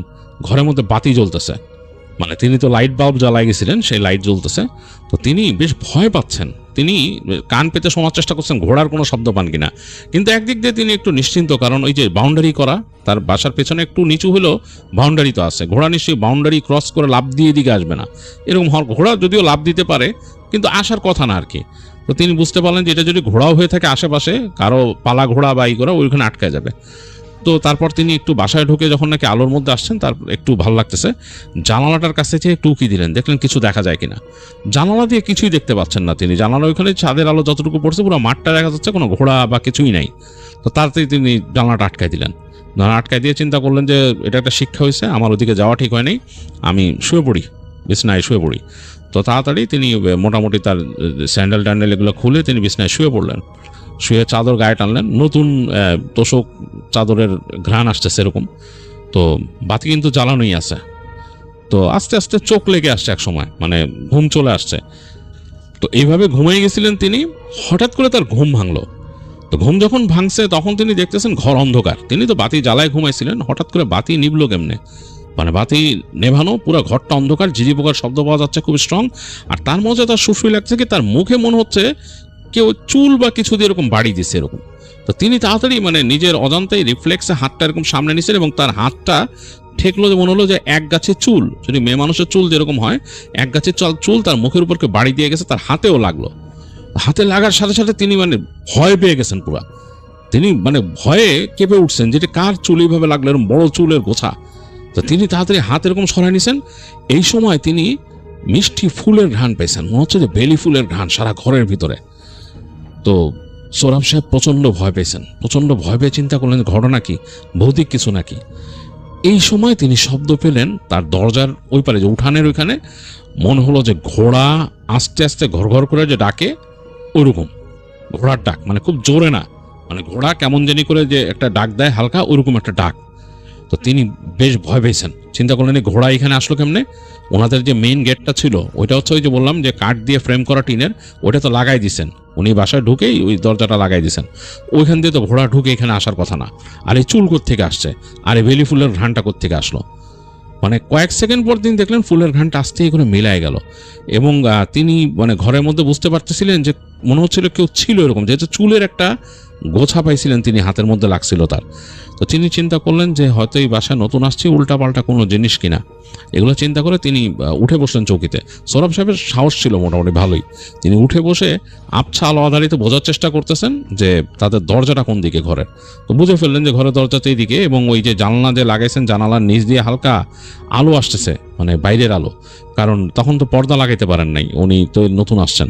আস্তে করে উঠে হেঁটে হেঁটে দরজার দিকে গেলেন, এবং সামনের যে জানালাটা আছে দরজার পাশে, ওইটা নিচ দিয়ে হালকা হালকা আলো আসতেছে। উনি ওই ফাঁকার মধ্যে চোখ রেখে দেখার চেষ্টা করলেন উঠানটা। তো অ্যাকচুয়ালিতে ফাঁকা ছিল, ওইখান দিয়ে তিনি দেখতে পারলেন তার উঠানটা। উঠানের দিকে তাকায় তার শরীর পুরো হিম হয়ে গেল, কারণ তিনি দেখতেছেন তার যে বাসার সামনে যে দরজা দিয়ে নেমে সিঁড়ি কয়েকটা, তার থেকে একটু সামনে, মানে তার যে রান্নাঘরটা আর তার যে ওই যে কল পাটটা, তার এই পাশে একটা কালো কুচকুচে এরকম বড় ঘোড়া দাঁড়ায় আছে, এরকম কেশর সেটার, এবং গায়ের কালার এত চকচকে চাঁদের আলোতে চকচক চকচক করতেছে, তার কেশর মানে গায়ের রংটা মানে গায়ের স্কিন আর চুলগুলো এরকম ঝুলে আছে বড়। এত বড় কেশর কোনো ঘোড়ার তিনি দেখেন নাই এর আগে। ওই রূপকথার বইতে হয়তো দেখছেন তিনি, কিন্তু এইভাবে দেখেন নাই আর কি। এরকম বড় বড় কেশর ঝুলে আছে এবং কালচে কেশর, এটার মধ্যে কোনো নাই, মানে তার যে চকচকের মধ্যে একটা ম্যাট টাইপের কালারের কেশর, উপর দিকে চকচকা, নিচে ম্যাট টাইপের হয়ে গেছে কালারগুলা। কিন্তু চুলগুলা কিন্তু অনেকটা দেখে মনে হচ্ছে কেশরগুলো যে একটা মেয়ে মানুষের চুল যেরকম হয় বড় সেরকম। তো তিনি কেঁপে উঠছেন ভয়ে, ভয়ে কাঁপছেন, কারণ ঘোড়াটার চোখ দুইটা হোল যেটা জ্বলতেছে এবং তাকায় আছে তার জানলার দিকে। তিনি খুব ভয় পেয়েছেন, 2 পা পিছায় আসছেন। পিছায় এসে তিনি নিজে নিজে দোয়া পড়তে পড়তে আস্তে করে বিছানায় চলে গেলেন, গিয়ে তাড়াতাড়ি শুয়ে পড়লেন। শুয়ে পড়ে ওই যে চাদর নিয়েছিলেন, এই গরমের মধ্যে তিনি চাদর নিয়ে শুয়েছিলেন, চাদর দিয়ে নিজেকে পেঁচায় তিনি দোয়া পড়তে থাকলেন, মানে যতটুকু যা পারতেন আর কি, দোয়া দরুদ যা পারতেন। পড়তে পড়তে একসময় তিনি আবার ঘুমায় গেছেন। তো ঘুমায় গেছেন, দিনের বেলা ঘুম ভাঙছে, সকালবেলা তখন রোদ উঠছে, বেশ গরম, এই জন্যই ঘুম ভাঙছে। চাদরটা রেখে তিনি উঠে বসলেন। উঠে বসে চিন্তা করতেছেন যে কি হয়েছে। রাতের ব্যাপারগুলো খুব সিলি মনে হইতেছে এখন, কারণ দিনের বেলা এই রুমটার মধ্যে আলো ঢুকতেছে জানলার ফাঁক ফোকর দিয়ে, বেশ সিলি মনে হইতেছে যে রাত্রে কি দেখছেন বা কিছু। তা মনে হলো যে আজকেও তো আমার ছুটি, তো কি করব, মামার বাসায় যাই, পরিচিত তো শুধু মামাই। তো তিনি আস্তে করে ঘর থেকে বেরোলেন, বেরোয় দেখলেন আশেপাশে, চিন্তা করলেন যে না, এখানে নাস্তা টাস্তা এখন আর বানানো এগুলো তো সম্ভব না, আর ওইরকম কিছু কিনেও আনেন নাই। তিনি চিন্তা করছেন হোটেলে যা নাস্তা করবো, দেখি বেরোই। তো তিনি ঘর থেকে বেরোয় তালা মারলেন ঘরটা, আর সামনে তাকায় দেখলেন যে তার যে উঠানের মধ্যে, মাটির উঠান তো, ওখানে কোনো ঘোড়ার খুরের ছাপ পান নাকি, কারণ ঘোড়াটা বেশ বড় ভারী এবং মাটিতে যদি এরকম জোরে হেঁটে থাকে বা এরকম খুর ফেলে কোনো দাগ পাইতেই পারেন। তিনি তাকায় তাকায় যাচ্ছেন, মাটিতে কোনো দাগ নাই, পুরা দরজা বন্ধ। এবং দরজা তিনি যেভাবে বন্ধ করে গেছিলেন সেইভাবে বন্ধ, ওই যে টিনের দরজা যেটা, তো ওইটা খুলে তিনি আবার বেরোলেন। বেরোয় আবার উপরে ওই যে একটা এরকম বাঁকানো হুক ছিল, ওটা লাগাই দিলেন। লাগাই দিয়ে তিনি হেঁটে রাস্তায় উঠলেন। উঠে দেখতেছেন যে রোদ পড়ছে, রাস্তা খুব সুন্দর, চারিপাশে ঝকমক করতেছে গাছপালা, খুব সুন্দর পরিবেশ। যাই হোক, তিনি ওই রাস্তাতে কোনো যানবাহন পাইলেন না, হাঁটতে হাঁটতে হাঁটতে হাঁটতে হাঁটতে অনেক দূর চলে গেলেন। এক জায়গায় এসে দেখলেন যে হ্যাঁ, এই জায়গায় কিছু দোকানপাট আছে। তো ওইখান থেকে তিনি দেখলেন যে কিছু রিক্সা চলাচল করতেছে। তো একটা রিক্সা নিয়ে তিনি চলে গেলেন সামনে বাজারের ওখানে একটা হোটেলে থামলেন, ওখানে নাস্তা করে তারপর সেখান থেকে তিনি চলে গেলেন মামার বাসায়। তো মামার বাসায় গিয়ে পেলেন মামাতো ভাইকে ফার্স্টে, রানাকে, এবং তাকে বললেন যে রানা, আমি যে উঠছি, বাসা তো চমৎকার, বাট একটা সমস্যা আছে। তো বলে কি? বলে যে এরকম এরকম ঘটনা, কালকে এরকম এরকম ঘটছে।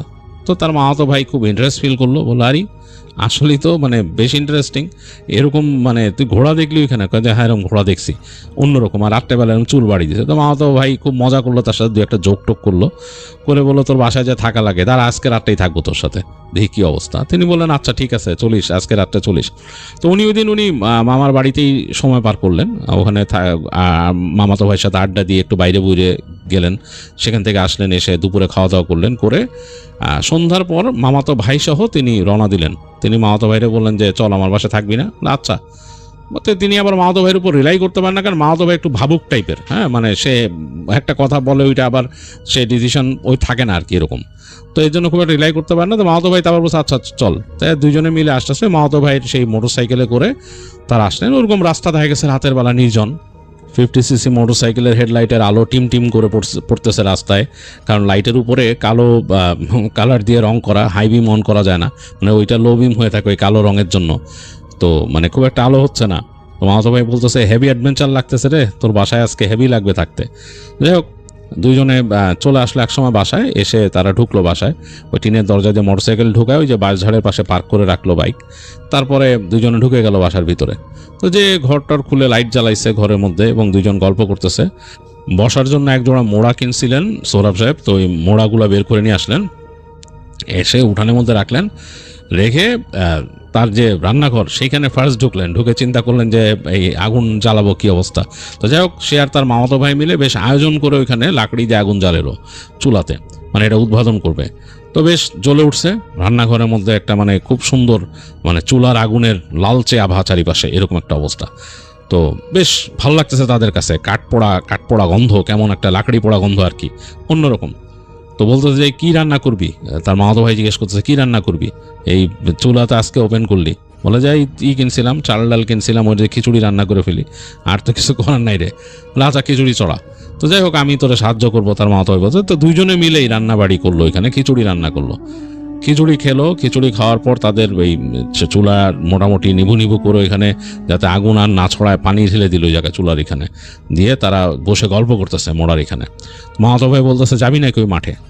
বলে চল মাঠে যাই। তো দুইজনে মিলে আজকে খুব মজা পাচ্ছে, সোহরাব সাহেব খুব মজা পাচ্ছে আজকে।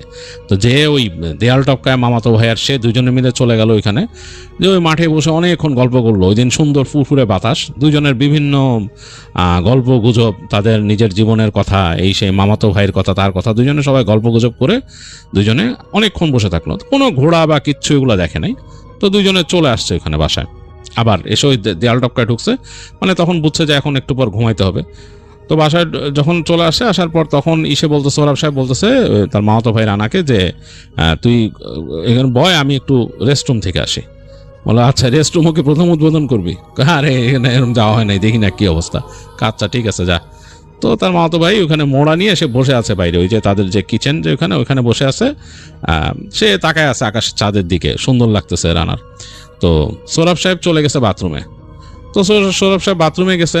সে বাথরুমে যখন বসেছিল অনেকক্ষণ পর সে নাকি বাথরুম থেকে শব্দ পাইছিল, মনে হয় যে মানে রানা উত্তপ্তভাবে কথা বলতেছে, মানে জোরে জোরে কার সাথে কথা। তিনি বলছেন কার সাথে রানা এইভাবে কথা বলে, রাগ করে করে। তিনি চিন্তা করলেন যে আমি আচ্ছা বেরোইতে কি ব্যাপার, রানা কার সাথে এইভাবে করে কথা বলে। তো তিনি ওই বাথরুম থেকে শব্দ পাইছেন যে ওই মোটর সাইকেলেরও শব্দ হয়েছে। তো তিনি চিন্তা করলেন আরে মোটর সাইকেলের শব্দ মানে ঘটনা কি, রানা কি চলে যাচ্ছে নাকি, কি ব্যাপার, ঘটনা কি? তো তিনি তাড়াতাড়ি বাথরুম থেকে একটু পর বেরোলেন, বেরোয় তাড়াতাড়ি হেঁটে আসছেন। এসে দেখে যে রানা বসা ওই ইসের মধ্যে, ওই মোড়ার উপর বসে আছে, তাকায় আছে ওই কিচেনের দিকে। তো তিনি বলছে তুই কার সাথে এরকম চিল্লাচিল্লি করলি? তো রানা আর কোনো উত্তর দিল না। মনে হলো যে একটু মানে মুখটুক কালো কেমন, মানে মন খারাপ। সে হেঁটে ঘরে ঢুকে গেল।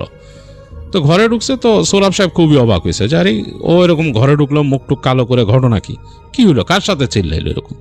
তো তিনি মানে দিশা খুঁজে পাইতেছেন না যে ব্যাপারটা কি বলবেন। রানা ঘরে ঢুকে গেছে, তো কিছু বলার নাই। তো তিনি চিন্তা করলেন যাক আমি একটু ভালো মতো হাত মুখ ধুয়ে তারপর আসি। তো তিনি গেলেন যে চাপকলের কাছে, যে তিনি চাপকল চাপলেন, চেপে তারপর মানে পানি নিলেন, পানি নিয়ে তার মতো হাত মুখ ধুয়ে অজু করে ওখান থেকে আসলেন।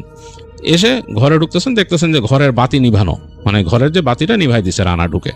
দেখতেছে যে তার চোখের মধ্যে রানা বসে আছে। তিনি বুঝতে পারছেন রানা বসে আছে এদিকে, মানে তার দিকে পিছন ফিরে, ওই জানলার দিকে তাকানো, জানলাটা খোলা, ওই যে পিছনে যে জানলাটা মাঠের দিকে জানলা খোলা, ওই দিকে মনে হয় রানা তাকায় আছে।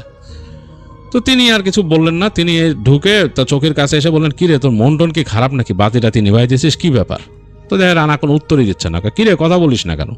তাহলে কোনো উত্তর দিচ্ছে না রানা। তো তিনি চিন্তা করলেন যে হইতে পারে তার কোনো কারণে হয়তো আপসেট লাগছে, মুড খারাপ, কি করে না করে কি জানে। এগুলো চিন্তা করতে করতে তিনি শুয়ে পড়লেন। বলে আর শুয়ে পড়, তোর যে এরকম মুড অফ হয়ে যাবে হঠাৎ করে, আমি বুঝলাম না কি হয়েছে তোর, আমি বুঝলাম না কিছু, কি গল্প করতে করতে কি অনেক স্মৃতি মনে পড়ছে নাকি, এরকম বলতেছে কিছু। তো কোনো উত্তর দিচ্ছে না। রানা ওখানে বসেই আছে খাটের পাশে। তো তিনি একবার চিন্তা করলেন যে তাকে বলবেন নাকি যে শুয়ে পড়। তো চিন্তা করলেন যে না থাক, আর কিছু না বলি, ওর বুঝ আছে ওর মতো। আর ওই যে বললাম যে একটু অন্যরকম খেয়ালি ছিল তার মামাতো ভাই সোহরাব সাহেবের, মানে একবার এক এক রকম চিন্তা করতো বা কোনো ডিসিশনে স্টিক থাকতো না, একটু অন্যরকম আর কি। তো যাই হোক, তিনি ঘুমায় গেছেন সোহরাব সাহেব। হঠাৎ তার ঘুম ভাঙছে। তিনি মানে ঘুমের মধ্যে বুঝতে পারছেন তিনি নিঃশ্বাস নিতে পারতেছেন না। তিনি ফট করে তার চোখ খুলছে, খুলে দেখতেছেন তার উপরে কেউ চেপে আছে, তাকে চেপে ধরছে গলার দিকে, তার মানে গলা চেপে ধরছে এবং একটা মানে মানুষের মতো। তো তিনি বুঝতে পারছেন, তিনি ভাবতেছেন রানা কিনা। তো তিনি মানে বলার চেষ্টা কিরে কি ব্যাপার, মানে বলার চেষ্টা করছেন এবং তিনি প্রাণপণ ছোটার চেষ্টা করতেছেন, কোনো কাজ হচ্ছে না। মনে হচ্ছে যে তাকে চেপে ধরছে প্রচন্ড শক্তি, এবং তিনি ভাবতেছেন যে তার মামাতো ভাই চেপে ধরছে।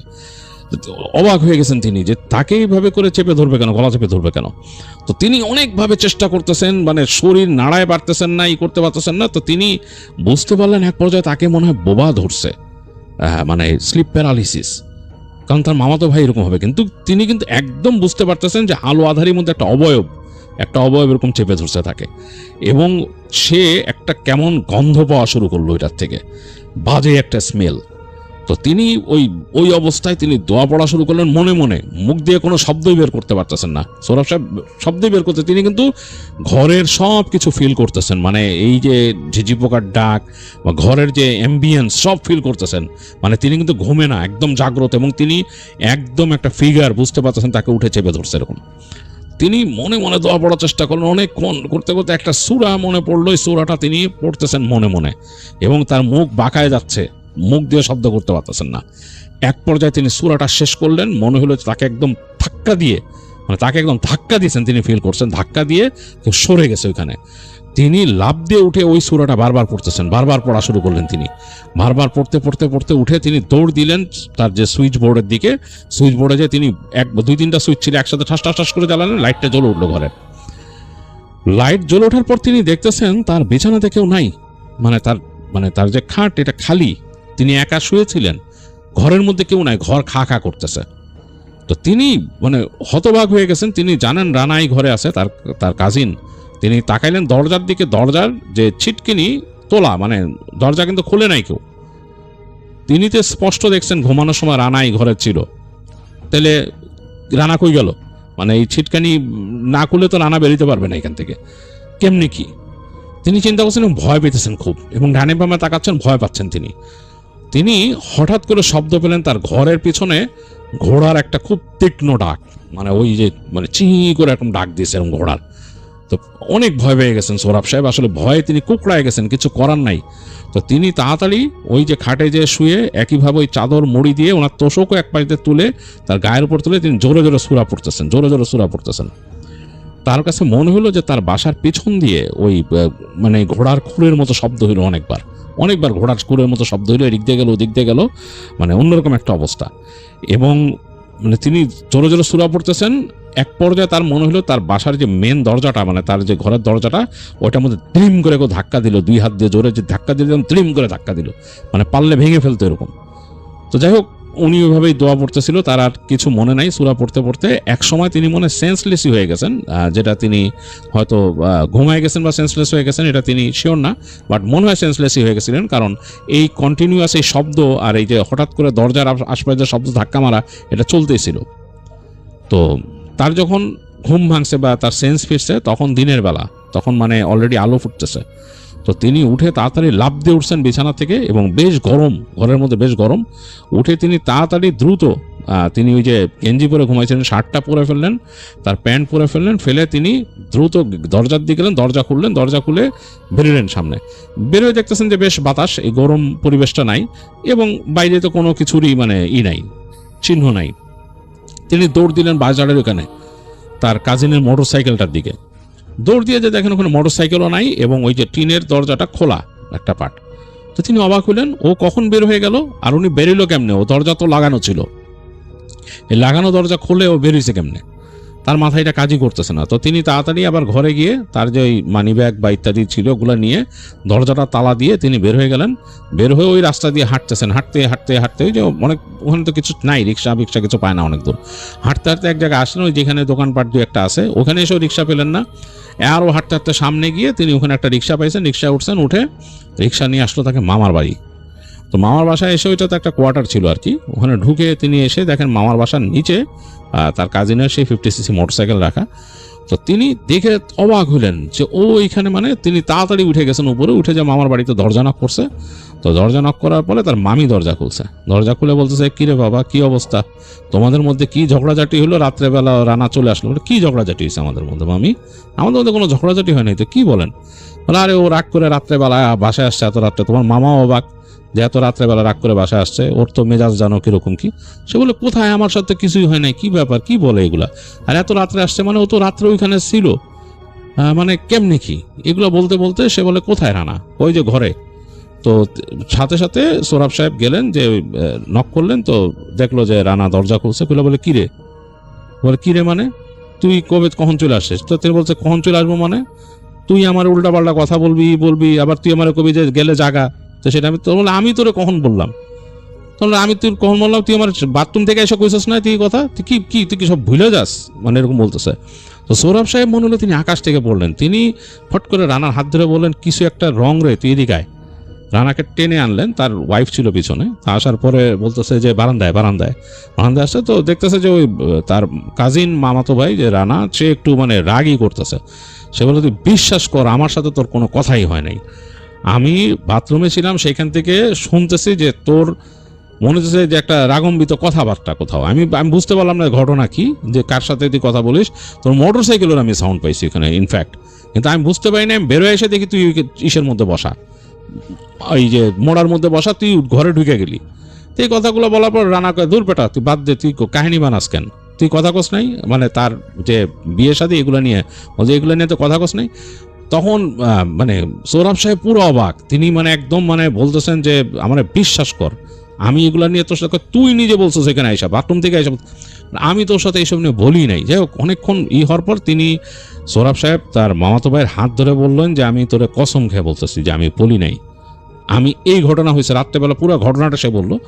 বলার পর তখন মনে রানা যেহেতু তার বন্ধুর মতো ছিল, তখন কিছুটা বুঝে বললো তো এখানে কী ব্যাপার। তো এই ঘটনাটা আবার তার মামি শুনতেছিল দূরে দাঁড়ায়। তার মামি শুনে বলল, বাবা তোমাদের সাথে মনে হয় জিনপুরীর কোনো ব্যাপার ঘটছে। মানে কই বাড়িতে কি ঘটছে? তখন মামিকে সে সব বললো যে মামি প্রথম দিন ছিলাম, এরকম কালো ঘোড়া দেখছি, এরকম রাত্রেবেলা আমার এরকম চেপে ধরছে, এরকম আমি দেখছি যে রানা ওইখানে ছিল। তো পুরো জিনিসটা শুনে তার মামি বললো যে এখানে মানে খারাপ কিছু আছে, জিনপুরি কিছু আছে। তো তখন সৌরভ সাহেব কিন্তু তার কাজিনকে স্পষ্ট বলছে যে সত্যি কথা বলতো, তুই কি আসলে চলে আসছে? তখন বলে আমি তোর সাথে ফাইজলামি করি, মানে দুইজনের মধ্যে একটা অবিশ্বাসের মতো ব্যাপার চলে আসে তখন কথায়। যাই হোক, দুজনকে বিশ্বাস করে পরে যে আসলেই কিছু একটা হয়েছিল। তারা ধারণা করে নেয়, সৌরভ সাহেব ধারণা করে যে কোনো একটা খারাপ জিনিস তার যে কাজিনকে ওখান থেকে সরায় দেয়, এরকম একটা কিছু করে, মানে ওইখানে কোনো একটা কিছু ছিল, মানে কোনো একটা এন্টিটি ছিল, কোনো জিন বা কোনো কিছু ছিল যে তার কাজিনকে ওখান থেকে সরায় দেয়। আর ওইটাই তার কাজিনের মতো মানে ওইরকমই একটা শেপ নিয়ে ওখানে ছিল। যদি স্পেসিফিকলি সে কিন্তু তার কাজিনকে ভালো মতন আলোর মধ্যে দেখে নাই, কারণ ওই যে বাতি নিভানো ছিল, আস্তে করে হেঁটে তাড়াতাড়ি অন্ধকারে ঘরে ঢুকে গেছে এবং পরে দেখছে যে অন্ধকারে বসে জানালার দিকে মুখ করে, চেহারাটাও কিন্তু সে ভালো মতো দেখে নাই। যাই হোক, এইটাই সে বুঝতে পারে এবং সে তার কাজিনকে বলে যে এইগুলোই হতে পারে। তো তার কাজিন তখন বলে যে তোর বাসা আরেকদিন যে থাকবো। তখন বলে যে বাপরে বাপ, আমার ওইখানে থাকার কোনো শখই নাই, আমি মাপ চাই, আমি আমার জিনিসপত্র নিয়ে আসবো, পারলে তুই আমার সাথে চল, আমার একটু হেল্প কর, আমি জিনিসপত্র আই না, আমি রাখি তোদের নিচে কোথাও রাখি বা কোনো কিছু করি, বা ওই বাসাটা তালা মেরে দিয়ে আসি, আরেকটা বাসা নিয়ে আমি সব সরাই নেব। তো তখন তার কাজিন বলে আচ্ছা দেখি আব্বার সাথে আলাপ করি। তো তারা তার মামার সাথে আলাপ করে সৌরভ সাহেব। তো মামা বলে যে আচ্ছা যেহেতু এরকম সমস্যা আছে, তারা মুরব্বী মানুষ, তারা জিনিসটা বুঝতে পারে, বলে যে ওখানে তো আসলে এরকম একলা জায়গা, ওই জায়গাটা খোলা মেলা, ওখানে থেকে থাকে না, জায়গা অন্যরকম। যাক, তুমি এক কাজ করো, বাসা তালা মেরে দাও, তুমি আবার যখন বাসা নিবা তখন থাকবা। তো সৌরভ সাহেব আরও কয়েকদিন মামার বাসায় থাকে, থাকার পর তার মামা তাকে আর একটা বাসা খুঁজে দেয় এবং সেটা মোটামুটি রেন্ট বেশি, তাদের কোয়ার্টারের কাছাকাছি একটা জায়গায়। তো সেইখানে পরবর্তীতে মুভ করে চলে আসেন সৌরভ সাহেব এবং এইখানে এসে আর কোনো সমস্যা হয় নাই, আর ওই বাসা থেকে জিনিসপত্র নিয়ে চলে আসছিল তারা। তো পরবর্তীতে তিনি কিন্তু কিছু এরকম ইসলামিক ব্যক্তির সাথে কথা বলছিলেন, যারা মানে ধর্মীয় পেশায় নিয়োজিত, তাদের সাথে আলাপ করছিলেন যে ওই বাসাটা এরকম। তারা বলছিলেন যে হ্যাঁ, এরকম খোলামেলা জায়গায় যদি একটা নতুন অ্যাবান্ডান জায়গায় বাসা বাড়ি করা হয়, সেখানে যদি কোনো মানুষ কোনো রকম মানে ধর্মীয় আচার অনুষ্ঠান না করে, মানে দোয়া মাহফিল না করে, বা এরকম একটা ফেলে রাখা জায়গায় এরকম হঠাৎ করে দেয়াল টেয়াল তুলে ঘর তুলে এখানে থাকা শুরু করে, কোনো রকম ধর্মীয় কোনো দোয়া দরুদ না পড়ে, তাহলে অনেক সময় এইসব জিনিস এরকমভাবে জিনিস হয়। কারণ জায়গাটা এরকম খোলামেলা ছিল এবং পাশে বিশাল ব্যারেন ল্যান্ড এবং গাছপালা ছিল, ওখানে এরকম আসতেই পারে, এরকম খোলা জায়গা হয়তো থাকতেই পারে এবং হয়তো ওখানে থাকতো ওই জিনিসটা, হয়তো ওখানে এরকম ঘরে প্রথম যখন মানুষ থাকা শুরু করছে কোনো দোয়া দরুদ ছাড়া, তাকেই তারা ওইরকম ভিকটিম বানাইছে আর কি, তাকে মানে ভয় দেখানো বা এর ক্ষতি করার চেষ্টা করছে। তো যাই হোক, এতটুকুই সৌরভ সাহেব শুনছিল এবং সৌরভ সাহেবের খুব ইন্টারেস্টিং একটা এটা ঘটনা, এবং তিনি খুব অবাক হন এখনও যে কিভাবে তিনি অবাক হয়ে দেখছেন যে তার কাজিন উঠে মোড়া থেকে ঘরে চলে গেল এবং বসেছিল জানলার দিকে মুখ করে। তার নাকি শরীর মানে তখনও কেঁপে উঠতো, তার ছেলেদেরকে যখন বলছেন এই ঘটনা, তখনও নাকি তার গা শিরশির করছে এই ঘটনা বলার সময়। যতবারই তিনি এটা মনে করেন তার কাছে খুবই অন্যরকম লাগে, ভয় লাগে। আর তার কাজিনও অবাক হয়ে গেছেন যে সে কিভাবে সে দেখছে একদম বাথরুম থেকে বের হয়ে আসছে, এসে তার সাথে কথা বলছে সৌরভ সাহেব, এবং তাদের মধ্যে একটা ঝগড়া হয়েছে। তো মানে তার পার্সোনাল একটা ব্যাপার নিয়ে কথা বলছে, যেটাতে সে মানে রাগ করে ফেলছে আর কি, তাকে অফেন্ডেড করছে। তো জিনিসটা একেবারে অন্যরকম ছিল। তো যাই হোক, এই ছিল ইমরানের আব্বু সৌরভ সাহেবের জীবনে ঘটে যাওয়া একটি ঘটনা।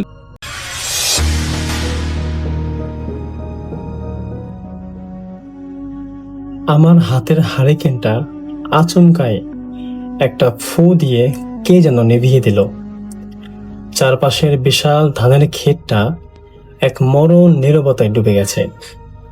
তখনই ক্ষেতের মাঝখান থেকে একটা তীব্র পচা ওয়ালট কম্বলের গন্ধ আর গন্ধকের গন্ধ আমার নাকে এসে পড়ল। আমি মোবাইলটা বের করে যখন ফ্ল্যাশ লাইট জ্বালালাম, যখন ওই আলোর তীব্রতা সেখানে গিয়ে পড়ল, আমার বুকের ভেতরটা ধক করে উঠল। ক্ষেতের আইল ঘেঁষে এতক্ষণ কুপি হাতে হেঁটে চলা আমার সেই চেনা চাচাতো ভাইটি অদ্ভুতভাবেই লম্বা হতে শুরু করেছে। অন্ধকারের মধ্যে আমি দেখলাম তার উচ্চতা বেড়ে ক্ষেতের পাশের তাল গাছটার সমান হয়ে গেছে। যখন সে এক ঝটকায় আমার দিকে ঘাড় ঘুরিয়ে তাকালো, তখন ভয়ে আমার কলিজাটা শুকিয়ে গেল। তার মুখে কোনো চোখ নাক কোনো কিছু নেই, কেবল মসৃণ কুচকুচে কালো চামড়ার একটা ফাঁকা অংশ, আর তার দুটো পা সম্পূর্ণ উল্টো দিক দিয়ে ঘোরানো। সে তার দীর্ঘ কঙ্কালসার হাতটা বাড়িয়ে এক ঝটকায় আমার কলারটা চেপে ধরল, আর একটা বিকট গগন বেদারি চেরা গলায় হেসে উঠে বলল, নিশি রাতে জিনের খেতে ছদ্মবেশে এমন জিনকে তুই চিনতে পারলি না রে বোকা। তো এই ঘটনা 2025 সালের নভেম্বর মাসের। আমার নাম সিয়াম। আমি তখন কুষ্টিয়ার এক প্রত্যন্ত গ্রামে আমার এক বন্ধুর খামারের বেড়াতে গিয়েছিলাম। গ্রামটা ভীষণ শান্ত ছিল, কিন্তু ওখানকার একটা বিশাল ফসলি মাঠ আর তার মাঝখানের একটা পুরনো আইল নিয়ে মানুষের মনের তীব্র আতঙ্ক ছিল। স্থানীয়রা বলতো ওই জায়গাটা জিনের ক্ষেত। তো গভীর রাতে ওখানে এক অলৌকিক আগুনের গোলা বা আলোয়া দেখা যায়, আর তার পিছনে থাকতো এক হিংস্র জিনের দল। রাত 10টার পর গ্রামের কোনো কৃষকও ভুল করেও ওই মাঠের দিকে একা একা যেত না। তো সেদিন খামারের একটা জরুরি বৈঠক শেষ করে যখন আমি একা আমার থাকার ঘরের উদ্দেশ্যে রওনা হলাম, তখন রাত আনুমানিক 2টা বাজে। তখন চারদিকে পরিপূর্ণ কুয়াশা এবং কনকনে শীতের রাত। তো শর্টকাট রাস্তা হওয়ায় আমি বাধ্য হয়েই সে ধানের ক্ষেতের মাঝখানের মেঠে পথ ধরেছিলাম। আমি যখন ক্ষেতের ঠিক মাঝখানটায় পৌঁছালাম, তখনই চারপাশের পরিবেশটা আচমকা থমথমে হয়ে গেল। ঝিঝি পোকার ডাক কিংবা রাতের শিয়ালের হুক্কা হওয়া সব এক পলকে বন্দী হয়ে গেল। ঠিক তখনই আমার হাতের হারিকেনটা আপনা আপনি নিভে গেল। আমি অন্ধকারে দাঁড়িয়ে যখন মোবাইলটা বের করে ফ্ল্যাশ লাইটটা অন করলাম, তখন আমার আলোর তীব্রতা আমার সামনে কুপি হাতে থাকার আমার চাচাতো ভাই রাসেলের উপর পড়তেই আমার পায়ের তলার মাটি সরে গেল। আমি ভেবেছিলাম ও হয়তো আমার খোঁজেই এখানে আসছে, কিন্তু আলোর নিচে ওনার শরীরটা অদ্ভুত এক ঝটকায় সোজা হয়ে ওপরের দিকে বাড়তে শুরু করলো। ওনার উচ্চতা সাধারণ মানুষের চেয়ে অন্তত 3 গুণ বেশি হয়ে গেল। মাথাটা গিয়ে ঠেকল ক্ষেতের আশেপাশের তাল গাছের মংটালে। যখন সে ধীর গতিতে আমার দিকে ঘাড় ঘোরালো, আমি দেখলাম ওনার মুখে কোনো চোখ নাক বা চামড়া নেই, কেবল কুচকুচে কালো অন্ধকারের একটা শূন্য গর্ত, আর ওর হাঁটু থেকে নিচের পা দুটো সম্পূর্ণ উল্টো দিকে ঘোরানো। ভয়ে আমার পুরো শরীর অবশ হয়ে গেল, পা দুটো মাটির সাথে জ্যাম হয়ে গেল। সে তার সেই দীর্ঘ কঙ্কালসার হাতটা বাড়িয়ে এক ঝটকাতেই আমার গলাটা চেপে ধরে আমাকে মাটি থেকে অন্তত 2-3 ফুট উপরে শূন্যে তুলে ফেলল। আমি যখন অক্সিজেনের অভাবে ছটফট করতে লাগলাম, আর তার সেই অবয়বহীন মুখের ভেতর থেকেই একটা বিরাট চেরা গলায় ফিসফিসানি ভেসে এলো। সে বলল, জিনের সীমানায় পা দিয়েছিস, এবার তোকে এই ক্ষেতেই চিরতরে মাটির নিচে পুঁতে ফেলা হবে। যখন এই কথা বলল তখন আমার শরীরের প্রত্যেকটা লোম দাঁড়িয়ে গেল। আমি যখন মৃত্যুর শেষ পর্যায়ে চলে গেলাম তখনই আমার মনের সমস্ত শক্তি এক করে আমি মনে মনে আয়াতুল কুরসি পড়তে শুরু করলাম। যখনই আমি আয়াতুল কুরসি পড়া শুরু করলাম তখনই অলৌকিকভাবে আল্লাহর নাম মনে মনে আসতেই একটা তীব্র অদৃশ্য বাতাসের ধাক্কায় সে আমাকে মাটিতে ছেড়ে খুব জোরে মাটিতে আছাড় দিয়ে ফেলে দিল। আর এক মুহূর্তের মধ্যেই পুরো অবয়বটা একটা কালো ধোঁয়ার ঝাপটার মতো একটা বিকট চিৎকার দিয়ে বাতাসের সাথে মিলিয়ে গেল এবং আমি সেখানেই অজ্ঞান হয়ে পড়ে গেলাম।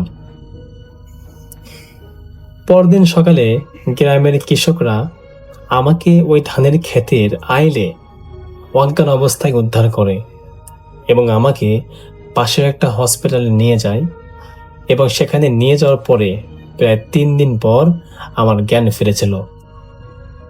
এবং আমি যখন গ্রামের লোকদেরকে সেই দিনের ঘটনার কথা বললাম তখন সবাই আমাকে বলল যে বাবা, তোমার ভাগ্য খুব ভালো যে তুমি এখান থেকে বেঁচে ফিরেছ। তোমার আগেও এরকম অনেকের সাথে ঘটনা ঘটে গিয়েছে যারা ওখান থেকে জীবন্ত ফিরতে পারেনি, পুরোপুরি নিখোঁজ হয়ে গেছিল। তো যখন আমার জ্ঞান ফিরল তখনও আমার গলায় সেই রাতে চেপে ধরা পুরো কালো রঙের নখের দাগ স্পষ্ট বসে গিয়েছিল।